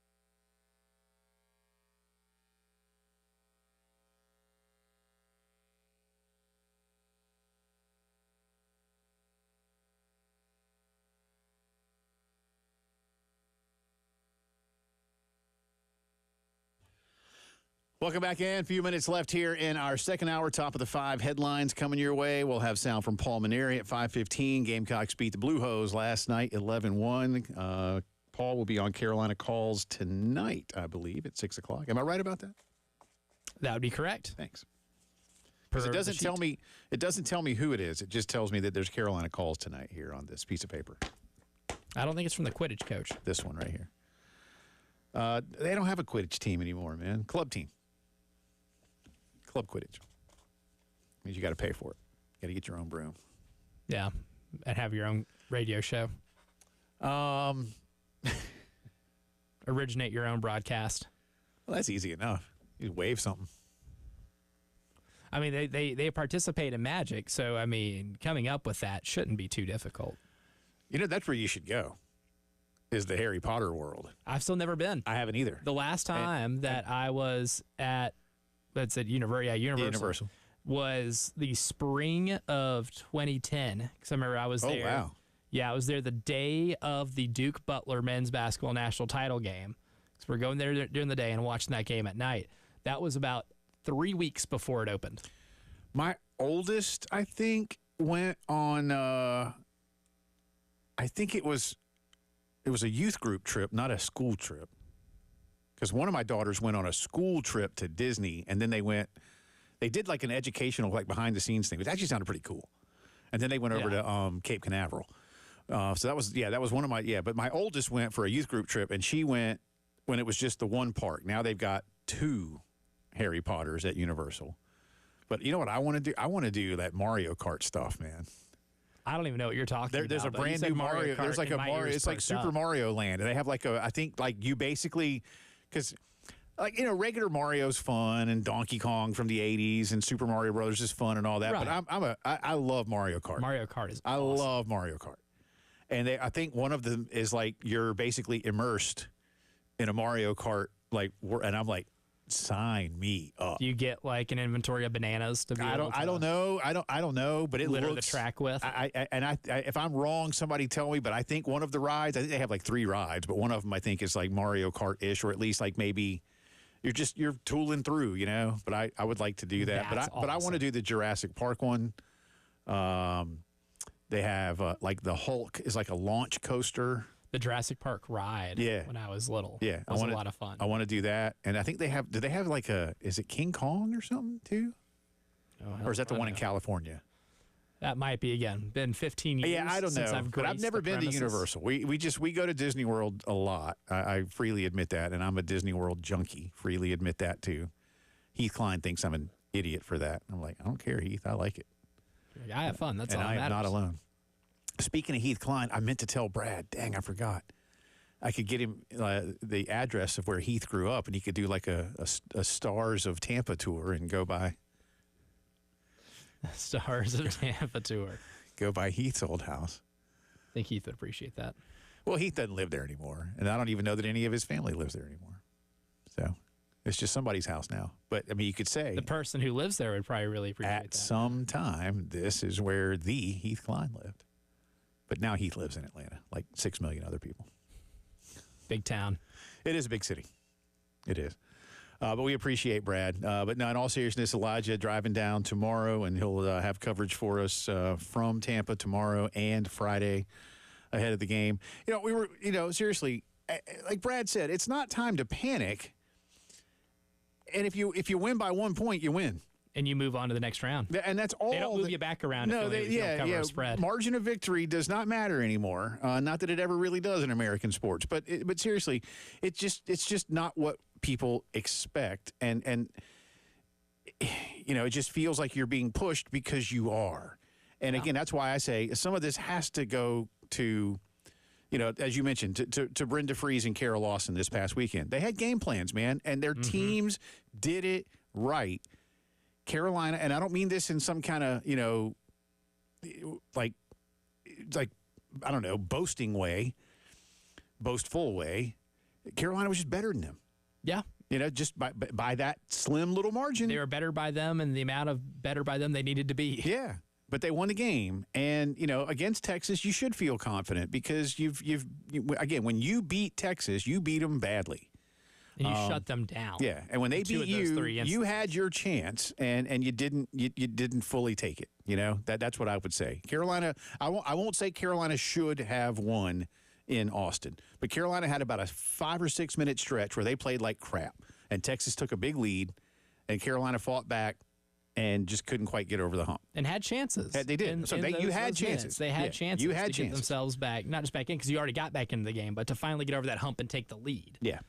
So, and we'll have more tomorrow. Dawn will have some media availability. And again, Elijah will be down there with more of his coverage and take on this. But not time to panic, but certainly, Offense needs improvement. You've yet to crack 0.9 points per and again, possession. those 3 big names off the bench have to combine for more than 9 points. If they score 9 points each, you feel good. If they score 9 points combined, you might not. You might get yourself into a game in the 50s. Yeah, and that's what we saw the other day. Headlines of the day, Coach Maneri and more coming up.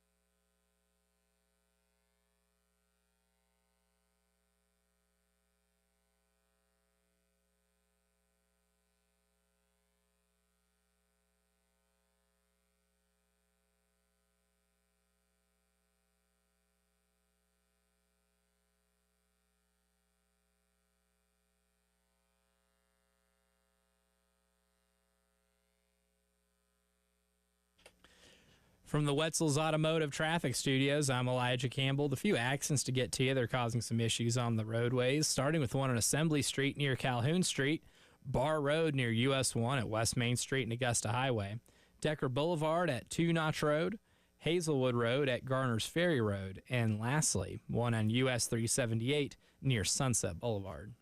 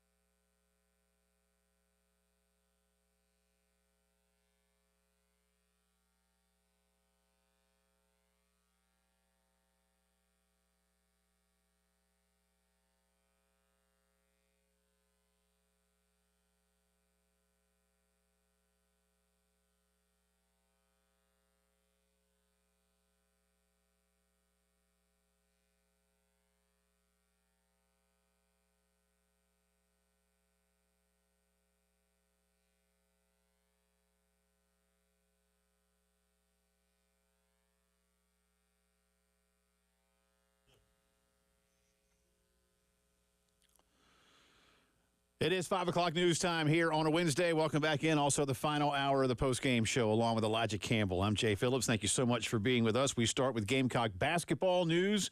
Last night we found out, but I'll reiterate it for you, that former Lexington star Cam Scott has indeed entered the transfer portal.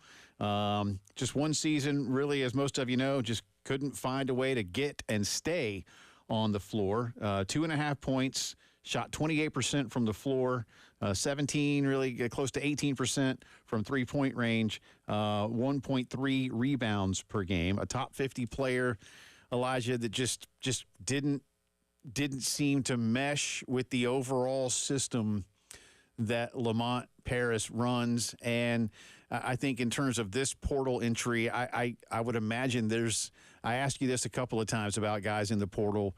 This feels to me like a two-way street kind of entry. My point being that Cam and Coach have discussed, and it's time to move on. Yeah, and that's definitely the right take from all of this, is that the way Cam scores and the way he has proven he can score the ball isn't maybe something that Lamont Paris wants in his offense. Lamont is a little more analytically driven when it comes to mid-range jumpers, and Cam's got a really good pull-up. Like off the bounce, he is a sniper from 16, 18 feet, and he plays really well. If you watch a lot of his games with Team United and EYBL or at Lexington High School, you realize that he gets up and down the floor really well. And I think he really thrives in an offense that does like to push out onto the break, get in transition, and utilize his athleticism, because he's incredibly athletic. To be able for him to utilize that, I think, is when you get more out of him.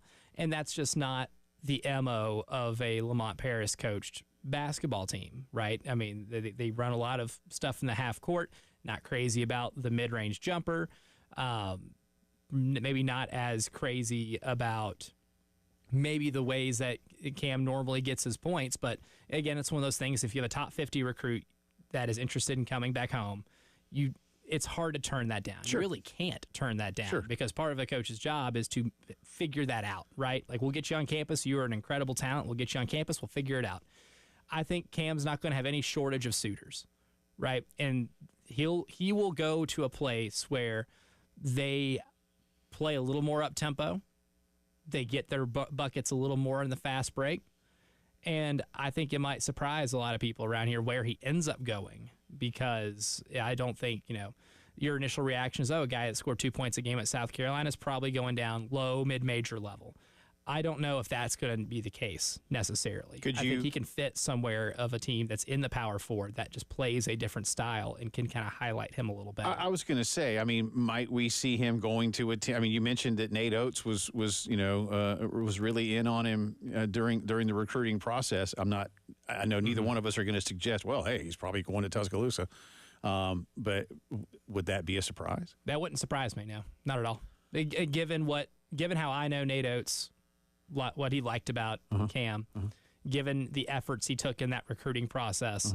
Again, not a lot of out-of-state and out-of-region, coaches show up to, like, the high school play days over in Rock Hill, right, in June, when you're not playing with your UIBL team all the time. Nate Oates did. Right. And that's there was a very much so a recruiting effort to get him to be in Tuscaloosa last season, especially considering one of Cam's AAU teammates, Jaron Stevenson, has been getting some starts at Alabama. Jaron ended up playing a pretty good role on that Final Four team last year. He played a much larger role for Alabama this season. And I think Nate Oates watched Jaron when recruiting him and watched Cam and said, there's a spot for this guy with what we like to do. Now, and according, the mid-range pull-up won't be something that Nate Oates would allow him to have in his bag, if you will. But the way they play up-tempo basketball, the way they get out in the break, the way they shoot early in the shot clock would probably benefit Cam a little more than what this offense here that Lamont runs can really provide. So I'm also not saying, I expect him to go to Alabama.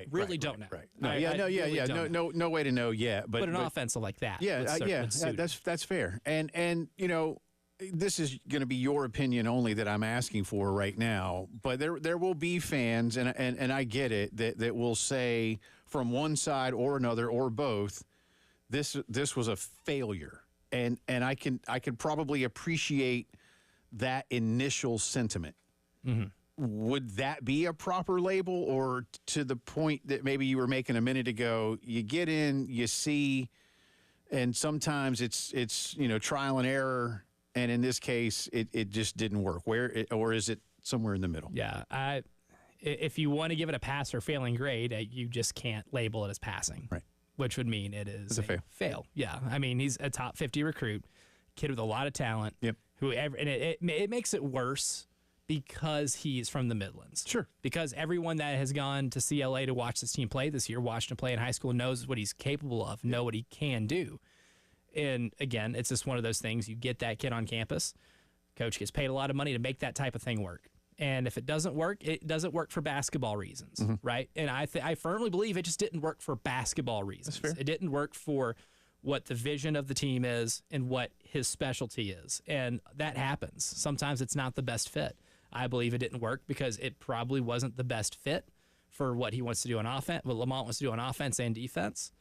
I don't think it is some terrible indictment on Cam. It's just what you do well as a basketball player. You need to go play at a place that highlights what you do well, especially if you have ambitions of playing in the NBA one day. Yeah.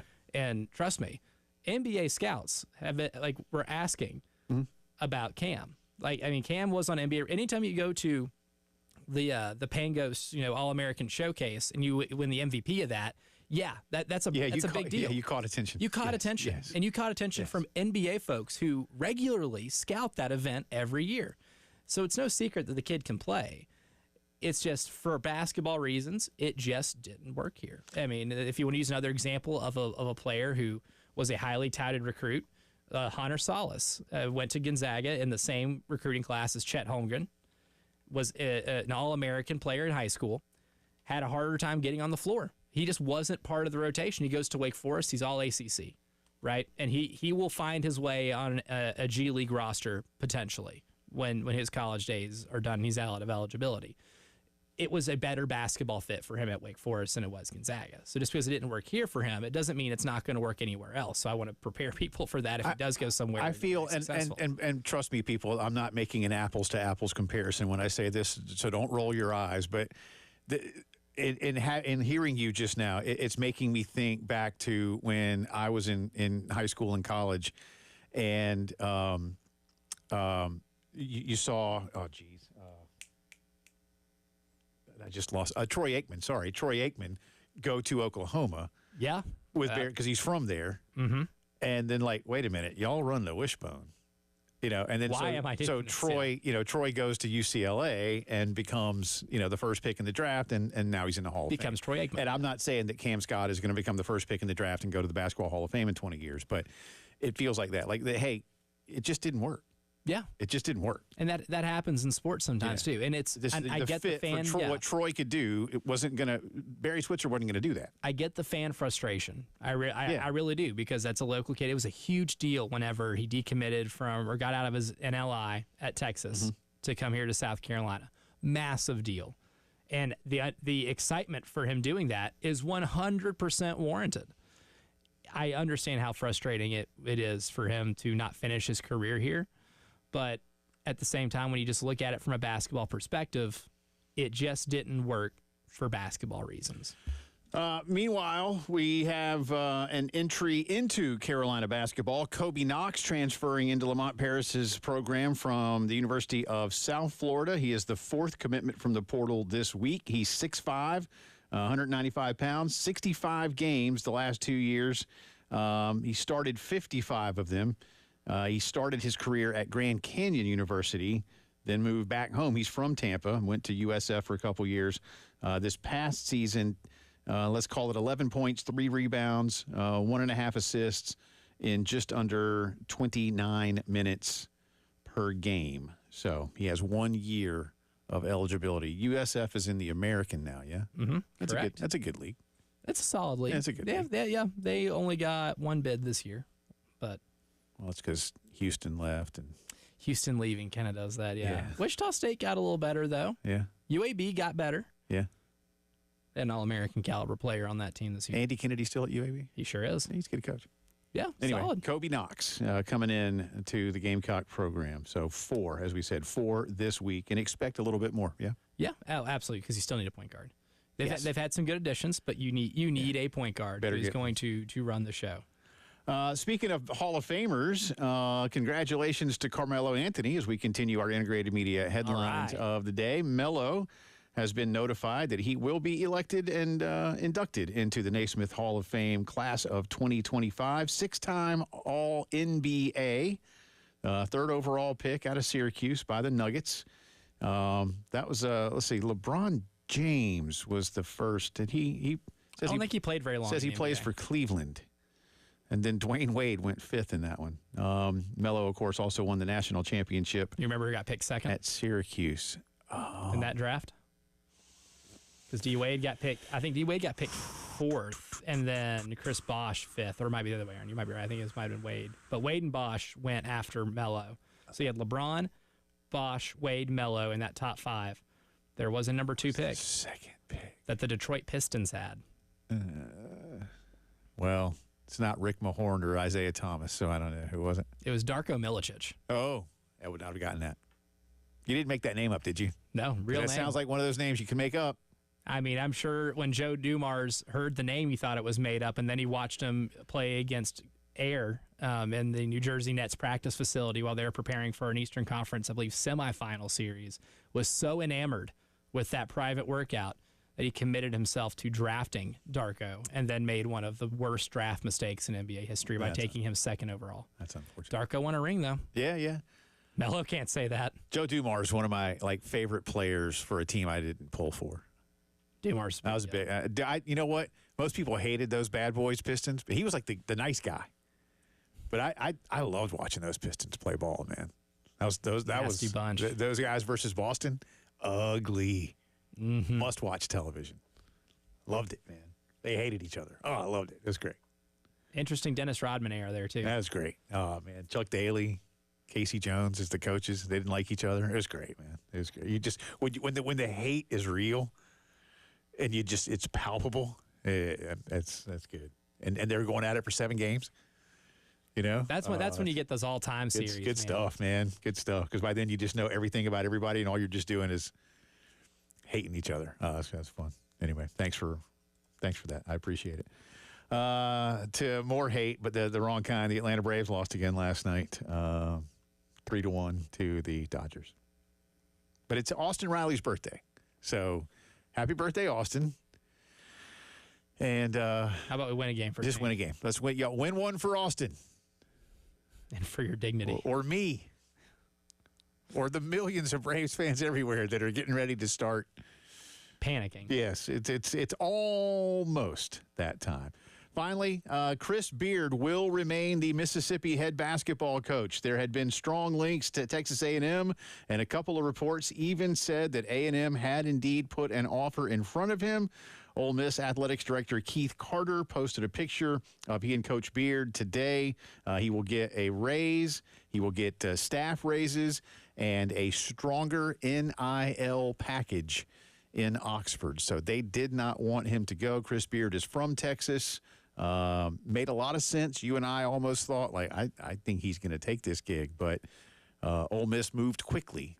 So now we don't really know. Porter Moser of Oklahoma, potentially. Brad Underwood's name from Illinois, the former Gamecock assistant, has been mentioned as well. I don't see Brad leaving Illinois. It makes sense. I'd be more surprised to see Underwood. Yeah, I mean, he's coached in Texas. It makes some sense. You know, I wouldn't say it's a lateral move, but it wouldn't really be a big step down either. And they'll pay you. Yeah, that's true. They'll pay you. But we'll see. But the A&M job still vacant after Buzz Williams went to Maryland. All right, that's our integrated media headlines of the day, 803-948-8327 for all your home theater needs and so much more. We'll come back on the other side. Big win for the Gamecocks last night, both by margin and just by necessity. Paul Maneri's thoughts when the postgame show returns.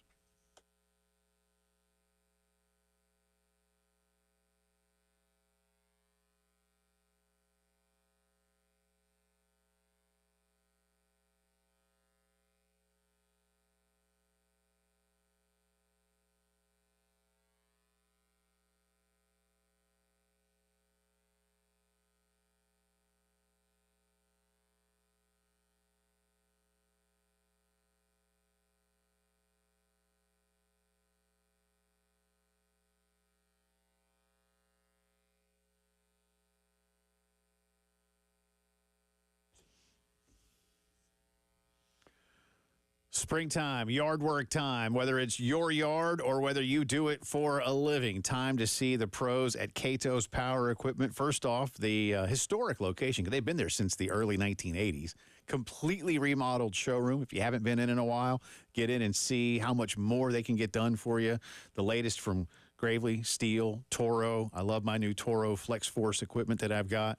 I was out there using the pole saw the other day, just pruning some trees and making the yard look good. Got the brand new blower, man, battery powered, but as much power as a gas powered blower has. Perfect for what I like to do. And of course, my Toro Time Master mower makes cutting the grass a whole lot quicker and looks a whole lot better. Whether you do it for yourself, whether you do it for a living, see Cato's for excellent sales, service, and advice. Amazing people. Ben, Matt, the whole crew. 4012 West Beltline Boulevard, Cato'sPowerEquipment.com.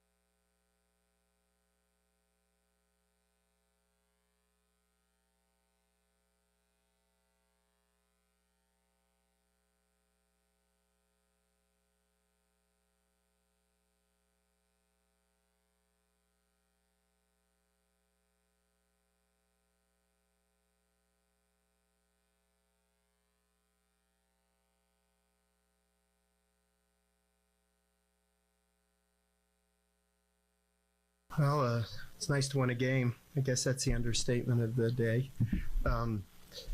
There were several good things tonight.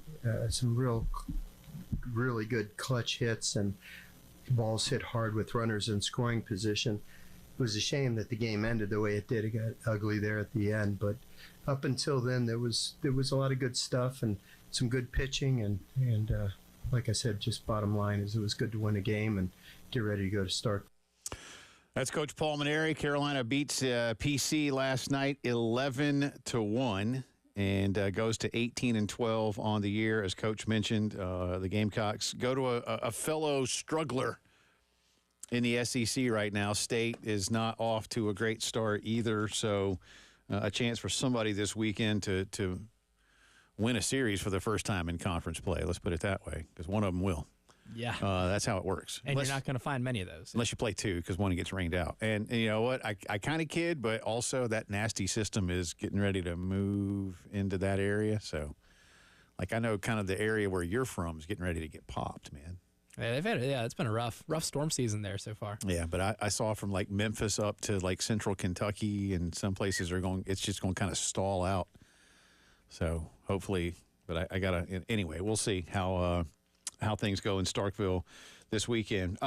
We talked about this last night. For those of you who were listening in our very final segment, right as we were leaving the air, we got Coach Maneri's lineup and immediately noticed that Nathan Hall had been moved from the leadoff spot down to 3, and that Ethan Petrie was going to hit cleanup. And I get it. Again, I saw some things it's just Twitter. But I saw, like, why would they move Nathan Hall? And this is a terrible idea. Well, again, I realize who they played last night, and it's a small sample size, but it seemed to pay some dividends. Hall was 2 for 4, 2 RBIs. Petrie last night was officially 2 for 2 because he got walked a couple of times, and he also had a couple of RBIs. It crushed a dinger. Yeah, in an 11-1 win, too. So here's Coach Maneri. A little long cut here, but I think a lot of explanation as to what the process was in just shifting things around.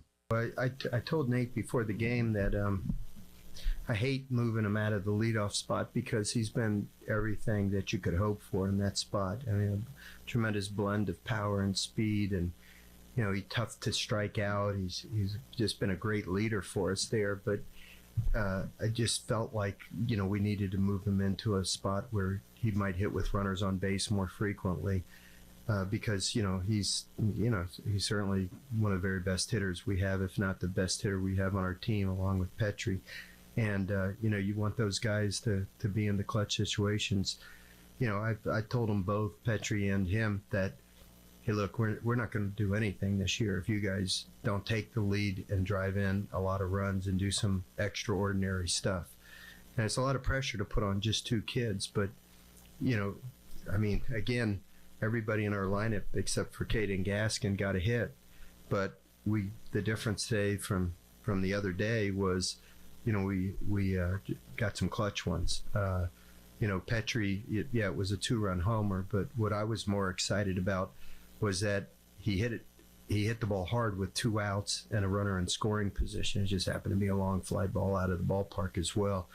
But then, Nathan, obviously, but Gavin Braylon came through with a big 2-run single, I think, which was really the key at bat of the night, with 2 strikes, 2 outs, gets a base hit up the middle. And then, Nathan added to that. So, we hit some balls hard too, like Carry-On hit that ball really hard right at the right fielder with the runner on second, and Kazmar hit a couple of balls really hard. I think one of them was with a runner in scoring position. So, hopefully we're going to get that aspect of our team going, and it was better tonight, certainly. You mentioned, Elijah, about, Lamont Paris has paid a lot of money to try to make things work, and you put the pieces of the puzzle together the way you want it to look. Well, every coach is doing that, and Paul Maneri tried to do that yesterday. And again, I can appreciate an initial question, and I hope people appreciated that answer, which led off with him, no pun intended, I got to move Nathan. But you and I said that last night. Like, look, dude, this is your best contact hitter, literally, so far this season. He puts the ball in play, and he's got a high batting average. It'd be nice if he was the guy, to Paul's point, that might have some guys on in front of him because he's making contact. Again, putting the ball in play, make the defense work, make people have something to think about. You want it to work. I would continue to do it this weekend. I would do it all weekend and then see. Mm-hmm. And if you can get some other guys going, more power to you. And if there's a way that you feel comfortable to maybe move him back to the leadoff spot because he is getting on base and then others have gotten enough confidence to begin to drive him in, then you're in a good spot. But if not, I mean, let's face it, man. Most baseball teams have their best contact hitter hit third because that's the way the game works. Because that guy's going to, again, make things happen. And it's not that Ethan Petrie can't be a good contact hitter. He is, and he also learned he's good at taking a walk. But you know what? Most baseball teams also do have their best power hitter hit fourth. And it's not that Paul and Monty were doing it wrong. It's that this was what they want. You know, you wanted Petrie at the 3-hole because he's going to get the opportunity to drive guys in. But it hadn't been happening the way they needed it to. Yeah, creating a lineup is almost more art than science sometimes. I mean, yeah, you can come up with a statistical analysis that tells you why you should hit a guy at a certain spot in the lineup, but sometimes there's a rhythm to it as well, you know. And last night you hit a little bit better runners in scoring position. You drove home more than enough runs to win this game, and you saw some improvement. Now, small sample size, like we said, is a sample size against a team in the Big South. How about you see what this lineup does in the Big Southeastern Conference and see exactly what you can get with a larger sample size and see if this is more of a trend than and a pattern rather than just a one-off. I mean, I think this is something that maybe can work. You see lineup changes happen all the time that maximize your ability to score runs from the hits you get. The hit totals might be the same, but if you're scoring more runs, then this lineup change is worth it. I mean, you had to do something. You had to do something, and it's not a major overhaul. You're not taking guys completely out of the lineup, but you had to do something. Again, you ended a 7-game losing streak, cut 21, please, sir. Here's Coach Maneri on trying to keep the momentum going. Not really. I didn't think Sunday we, laid it all out there on the field like we did the first 2 days. Maybe having to switch to a noon game following a tough loss had something to do with that. We were supposed to play at 5 o'clock, as you remember. So, I mean, it's hard to, suffer a loss like that on Saturday, where we had the lead in the 8th inning, and then we came back and tied it in the bottom of the 8th and had a chance to take the lead, and they turned that 3-6-3 double play after their shortstop had made that unbelievable play. And then to, lose a game like that and have to turn around as quickly as we did to play, it's easier to turn around if you won that game. There's a lot more bounce in your step, but the kids had to digest it very quickly, and I don't think Sunday was our very best effort. I don't think it was like a matter of not hustling or that type of thing. I just think we had 2 RBI singles. You can't beat a team like Tennessee with 2 runs. You have to grind through every at bat throughout the game. Maybe we're a little bit down in the dumps, and it kept us from having a little extra fight that you need to have to overcome it all. But I didn't see any finger pointing. I didn't see any like moping. I mean, kids were disappointed. If they weren't disappointed, they didn't care. So you want them to care, but it's a fine line. You can't drag it into the next day. Outside of that, I don't think so. I think the kids are, they're staying the course, and they're going to keep fighting. Gamecocks at Mississippi State this weekend, Friday, 7 o'clock. First pitch, game 1 in Starkville. Come back on the other side, drive around the SEC, baseball results from last night, and there is another quarterback on the move in the SEC. We'll tell you who when the postgame show returns.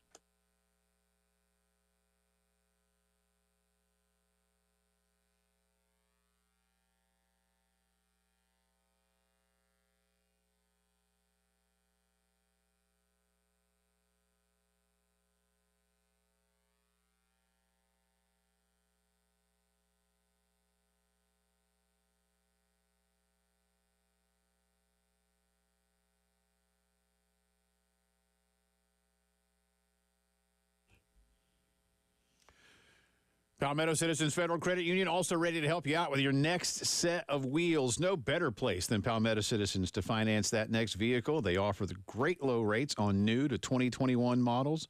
Fantastic options for older vehicles. Maybe there's a younger driver in your household who needs a set of wheels, but you want to be, efficient, let's put it that way, with what they're driving, well, they can help you out with that too. Plus, they can finance over 100% of the retail or purchase price on new to 21 models.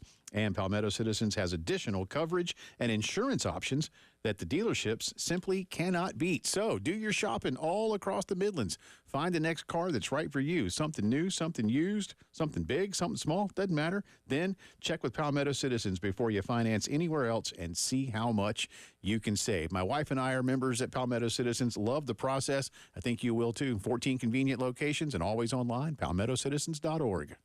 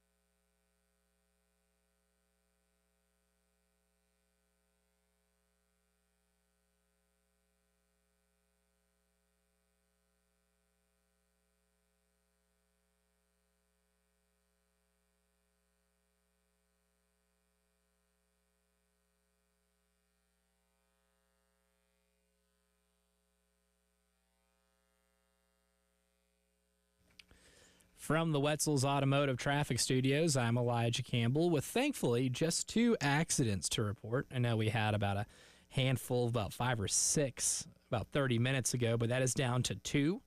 And those are on Assembly Street near Calhoun Street and on US 378 near Sunset Boulevard. Again, Assembly Street near Calhoun Street and one on US 378 near Sunset Boulevard.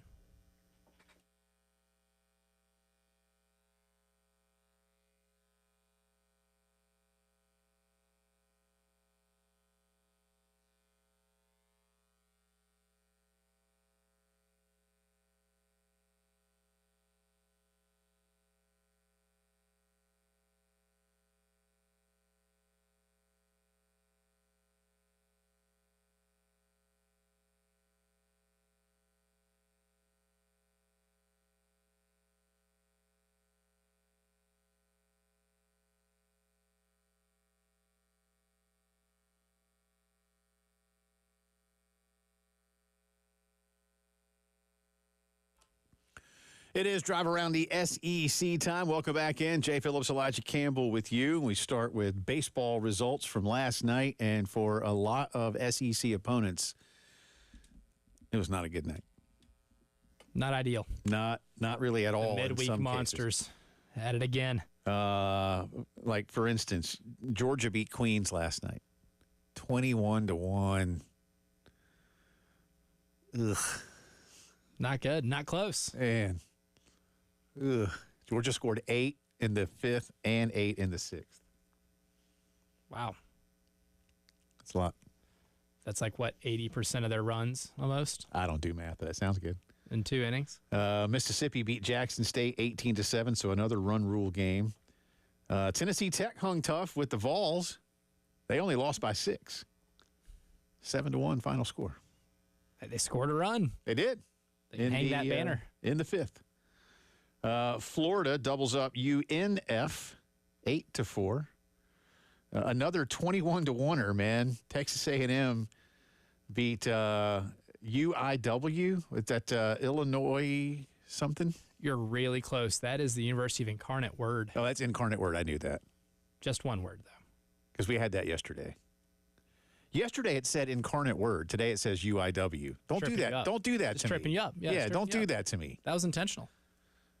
Well, I failed. So Ricky Williams was a running backs coach for a year. Missouri has 2 games this week with Arkansas Pine Bluff. And last night, Missouri, who's not won a conference game, scored 25 runs on Pine Bluff. Poor Pine Bluff, man. 25-10. And they're like, you know what? We liked kicking your tail so much. Stick It's a around. football We'll do it score, again. man. 25-10. Poor, Like Pine Bluff scored 10. There's that. Well, they scored 10 runs and were still the equivalent of Missouri's baseball pinata. Man. It's taking out all their conference frustrations out on them. Carolina fans, plug your ears. Grambling beat Arkansas 7-4 last night. Arkansas's dropped 2 midweek games against small schools now. And Good for Grambling. Doug Williams. Vandy Pumped. and Western Kentucky had a good one, man. Went to the 10th. Vandy won it 5-4. So, way to go. Hilltoppers. Way to go. Tough. WKU. UAB went to Auburn and won 4-2. Mississippi State edged Memphis in Memphis 5-3. Texas lost to Texas State. Ooh, that's not good. Schloss, fire him. He's done. He's done. Lost to the Robert Cats. Oklahoma beat Texas Tech 8-6. I like that those 2 big schools play. And Alabama edged Samford 11-9. Oh, I got one more. Sorry, LSU over Louisiana Tech 12-3. Almost Almost run roll. a run rule game. There you go. But not Again, quite. only one more game tonight. It's that the second game of Missouri and UAPB. 35 combined runs last night. Over under 33.5 for tonight's run. There's no way they do it again. Yeah, take the under. 35 runs in one baseball. Which means after I say that, say there's no way this happens again is a famous sentence always said by a man where an event famously happens That's true. again. By the way, here's in the 7 innings for Missouri last night. 1 run, 4 runs, 0 runs, 10 in the 4th, 9 in the 5th, just 1 in the 6th, and in the 7th, I think they just stood there. So they didn't score again. Just like, I'll just throw the ball. Just don't swing. Just let's go. Let's get out of It's here. time to go home. Telling the team exactly what John Calipari told Arkansas when they got to about early in the second half. He said, all right, I want to be out of here by 3:20. Not sure Pine Bluff needs to. I mean, you give up 19 runs in a game, and that's bad. You give up 19 runs over 2. I mean, ugh. I don't know, man. I don't know what happened. So we'll see what happens tonight, but I'll be curious tomorrow to see what that final score is. Speaking of Missouri, as we continue our drive around the SEC, Missouri quarterback, I guess backup quarterback, Drew Pine, is leaving school and will enter the portal. This will be his, wait for it, 4th different school, assuming he lands somewhere. That he hasn't been before. Started at Notre Dame, went to Arizona State, then landed at Missouri, going somewhere now. He was a backup for Brady Cook. You know, I think there was promise for him at Notre Dame, and it just didn't work out. He was a highly touted recruit. Yeah, just sometimes it doesn't. He's a 6th-year senior this year. 1 start when Cook was hurt over Oklahoma. Remember that game? If I'm not mistaken, Oklahoma should have won that game. Yeah, they won that game on accident. Yeah. Was that the what was it? That was the strip fumble, the back-to-back strip fumbles. Yeah, strip and scores. Yeah. Scoop and scores, I guess. Probably. Yeah, 30-23 win. Penn State brought in Missouri brought in former Penn State quarterback Bo Prabula this year. So he'll be competing with Sam Horn, who's been around a little bit too. He has, yeah. Good luck to Drew Pine. Wherever you may go. Which of these schools, if you're in school for 6 years, I'm assuming by now, and I don't know, and I'm not picking on him here, I promise, I'm assuming he's already got a degree? I would assume so. It would make sense that maybe the degree came from Missouri. maybe Missouri. He was only there a year, though. If this is his, that was his, maybe, I don't know. Credits transfer. That's the only thing. Yeah, they do. They do. And go back to Notre Dame and try to get one from them. Yeah, really. And if you're going to a school, we the diploma says Notre Dame, that carries some weight. That's a good school, man. A good academic institution. Yeah, Missouri's a good school too. Arizona State maybe not as much, but that just means you can hang. They isn't that the place they have like that lake and that's all you see is like kids on pontoons? Isn't that near Arizona State? I think they have a lazy river too. Won't be surprised. I've seen that golf tournament. Wild. That's down their way. It's rowdy. I don't think I could do that, man. No. Young man's game. I mean, it's fun, but when I go like even to the Heritage, I mean, I'm not a day drinker because you know what I've become? A sleeper. I'm a sleeper, but you know what? I which means like honestly, that's why like day drinking is perfect for me because then I can drink a little bit, and then I can take a killer nap. Yeah, I can't do. Then I'll just wake up at like 3 in the morning, and I'll be like, now I'm awake, and then it's just going to throw everything off. It's like a time zone change. Well, that's why you start earlier. You start earlier, you fall asleep earlier. You fall asleep earlier, you wake up earlier. You do everything earlier, then you can squeeze multiple days into one. This is a time management thing. I guess so. You are less miles, and you are burning your timeouts when you don't need to, or way too late in the game. Yeah. Now, if I'm down at the Heritage during the day, man, I'll just grab a cold Coca-Cola, as my grandma used to say. Good refreshment. Yeah. Maybe by the end of the round, I can enjoy something. Even on non-drinking days, like I will take naps. I'm a big nap taker. I remember in the midday nap. I forget how I'll say I was in my mid to late 20s, and we had some passes to go to like the Clubhouse bar at Sea Pines, like on Friday, and so I was like, sure, and like the drinks were free. I was like, well, why not? And so I got a couple of screwdrivers and like whatever, and seriously, dude, by like 11:30, I was like, oh, Jay, you've really screwed it up now, man. Top 10 worst feeling is realizing when you've messed up too early in the day, when you didn't pace yourself enough. No. And then by like 2 o'clock, I was just like, I don't want to be here anymore. Like, I want to fall asleep. I did. That's all I wanted to do, and I couldn't leave. It was rookie mistake. It was not you gotta good, pace man. It was not good. Throw 2 waters in between each one. I know, yeah. There's a science to this. Good Yuva advice. Yeah, I didn't take it. They were free. I was like, yeah, just let's go. That's when the game gets dangerous. Yeah. It's a game before that, and then once that is thrown in there, But that was nice. I don't get that all the time, but that was nice, that particular visit to Hilton Head, and I was like, well, if it's free, then I'm doing it. Well, somebody paid for it, but I didn't. It's not you. Yeah. It wouldn't be. Anyway, there we go. That's our drive around the SEC, brought to you by Herndon Chevy. Stop by the showroom, see why Herndon makes you smile. We'll follow up on one of our topics from yesterday because Elijah and I figured out that we didn't give you our answers, and we will explain when the postgame show returns.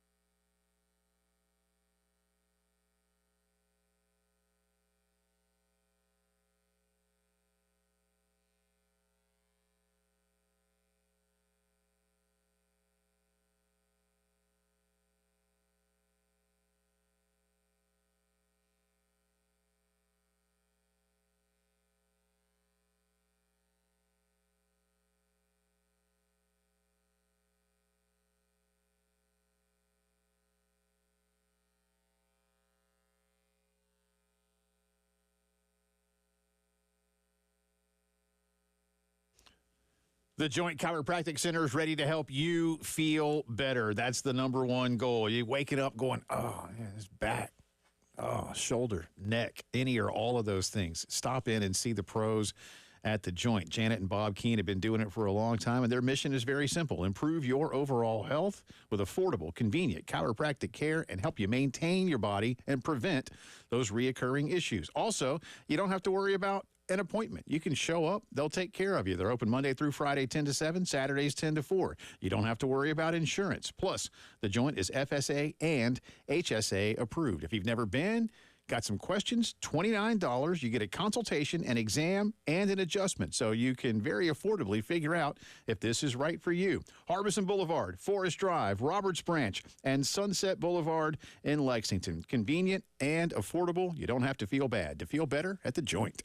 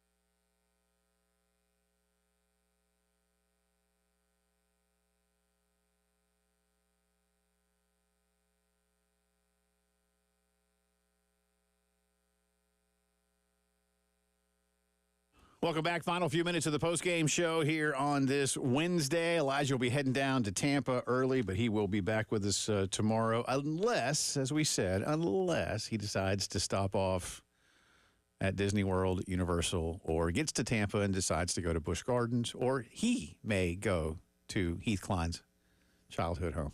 And turn it into a museum. Oh, it already is. I'll own the museum. There you manage go. it. Or at least bring us back a T-shirt. A souvenir. It'll be one of Heath's T-shirts because, you know, my favorite thing about my good friend Heath Klein is that he has like 500 T-shirts of various, you know, rock and roll, sports. It's the way to go. You know, bars and restaurants. If it was up to me, man, my closet consists nothing of but I have a lot. field, I don't have Heath's collection. Heath has shirts and Hawaiian shirts. Heath has a heck of a lot of T-shirts, man. I'm a little jealous. I love it. A couple of housekeeping things real quick. First off, let me go back and give credit here. JC hit me. He said, Jay, you got it backwards. Arkansas won 7-4. And I did indeed confirm that. But I will say, JC, the SEC baseball scoreboard on secsports.com tells me Grambling won. So I was like, did I just read that wrong? But I went back and looked. So apologies. So Arkansas did win. Got my hopes up. But why the SEC website has it in the reverse, I do not know. And TG hits us and says, day drinking is where it's at. Listen to Elijah. Agreed. I listen to Elijah on a lot of things. And I'm not begrudging those who day drink. You're just not cut out for it. I'm not, man. Like, you know, if it's a noon kick, forget it. If it's a 3:30 kick, maybe at like halftime I'll get something. Sometimes it does get to where it becomes a little more of an art form where you figure out how you can do it, or you can pace yourself, enjoy yourself throughout the day, and then not, you know, sleep the rest of the afternoon and wake up, like you said, at 3 a.m. But yeah, I don't like that. I'm just throwing. It throws me off. Plus, I will say this too. For again, this is not judging. This is just me. When it comes to football, I don't mind drinking at a football game, but because I've made no secret of the fact that I didn't sit in the press box. I don't like nothing against any. I love the people that are in the press box. These are my people, but I've often likened the press box, and I remember when I did it in college, I was like, I don't like the I've likened it to like a hospital waiting room. It's like It kind of is. you have to be quiet, and you don't really want to be there. You'd rather be somewhere else, And so I like sitting in the stands, but I do like to observe the game. And after a while, if you have too many, you're observing, but are you remembering and being are able you to retaining? recall? That kind of thing. So there's that. But I got no problem with people that like to day drink. And then you know what? If you drink enough during the day, you can just pass out, and you might not wake up at 3 a.m. You might wake up regular time. You'll be fine. Depends how hard you go. I'm not encouraging that or suggesting that's what you do, but I suppose that's a plausible outcome. Just reminds me of that scene in Billy Madison where Eric goes, Billy, did you fall asleep or did you pass out? Good stuff. I'm excited for Happy Gilmore, too. I don't know if I should be, but I am. Yeah, I don't know if I'm excited, but Because I love Happy Gilmore, but I hope it's not like Coming to America, too. Because I can't tell you, I don't want to compare the two of those, but I love Happy Gilmore, and it's not Coming to America good. Right, yeah. It's not much is. But Coming to America, too, I wanted to be better. So I'm hoping that Sandman has got Happy Gilmore 2 in a little bit better place. We'll find out. Takes in a creative direction. Comes out this summer. Finally, yesterday, Elijah and I had some fun with a story about Lionel Messi's bodyguard being banned from the sidelines of MLS matches. And we asked, who would you defy security for in a hypothetical world where it's still peaceful and good? If you just wanted to be in their people don't want to go accost Lionel Messi. It's like sometimes it's like kids that just want to be in his presence and just feel They the view aura. him as larger than life. Because he is. He's like Michael Jordan, but maybe bigger. And I know that's weird to think about, but he really might be. And so we asked yesterday, who would you? And we had some good answers, but you and I never gave an answer. And the more I thought about it, I don't know if I have a fun answer to that question. I said to you, would 12-year-old Jay Phillips, I might have jumped off the little stand where Chief Nakahoma was in Atlanta and gone to see Dale Murphy. Maybe that's about it. I don't know that I would have run on a basketball court for anybody. I would have done it for Kobe Bryant at age 10. And then the only person in rock and roll, I was like, would I just want to go stand next to Robert Plant on stage for a second? That's probably about it, man. I mean, Dale Murphy and Robert Plant, that's pretty good. That's a good list. That's good. But I'm not much of a security defiance type. I worked as a security guard for years during college, and sometimes I watch people defy security like that and get tackled, and I just cringe. It looks like no, it's not. It's not good. But again, in our hypothetical world, you wouldn't be harmed for doing this. Just safely escorted out. Yes. Yeah, Kobe Bryant would have been that for me, especially as a kid. I can as an adult, that. I probably would do that for Shaq. The two dudes. Shaq would high five you. Well, he or just swat you by not meaning to, tried to high five you, but even you were short compared to Shaq. He's got a foot on me. But the two dudes that patted Hank Aaron on the back. Yeah. And at that time you're like, man, what are these dudes going to do? But all they rush wanted of anxiety. All they wanted was we love you, Hank. That's kind of the best example of something like that. Right? Round the bases with him as you were taking part of history. Man. Those two guys are part of history forever now. Yeah, you did it. Has anybody ever done it? Do we know who they are? Someone's had to have Somebody done a story has, right? on them. Yeah. But are there 1,000 people that say, oh, that was me? I guarantee there are some people that were lookalikes that try to get away with that. Yeah. And there's no way to prove it, right? Especially if you're telling the story 20 years later, Well, now it's 50? Well, it's now 50, 50. but I'm saying 20. I know what you mean. When it's just on ESPN Classic, when that was a thing, you could be like, yeah, grandkids, that was me. And they can't say if it was or not. They don't know. They're putting all their trust in you. All right, so you got Kobe, and I got the Murph and Robert Plant. The Murph man. That's pretty good. It's a good list. Yeah. All right, good stuff. Appreciate y'all. Thanks to Brad Muller for joining us. Elijah is on the way to Tampa. He'll join us from down there tomorrow. We'll see you then.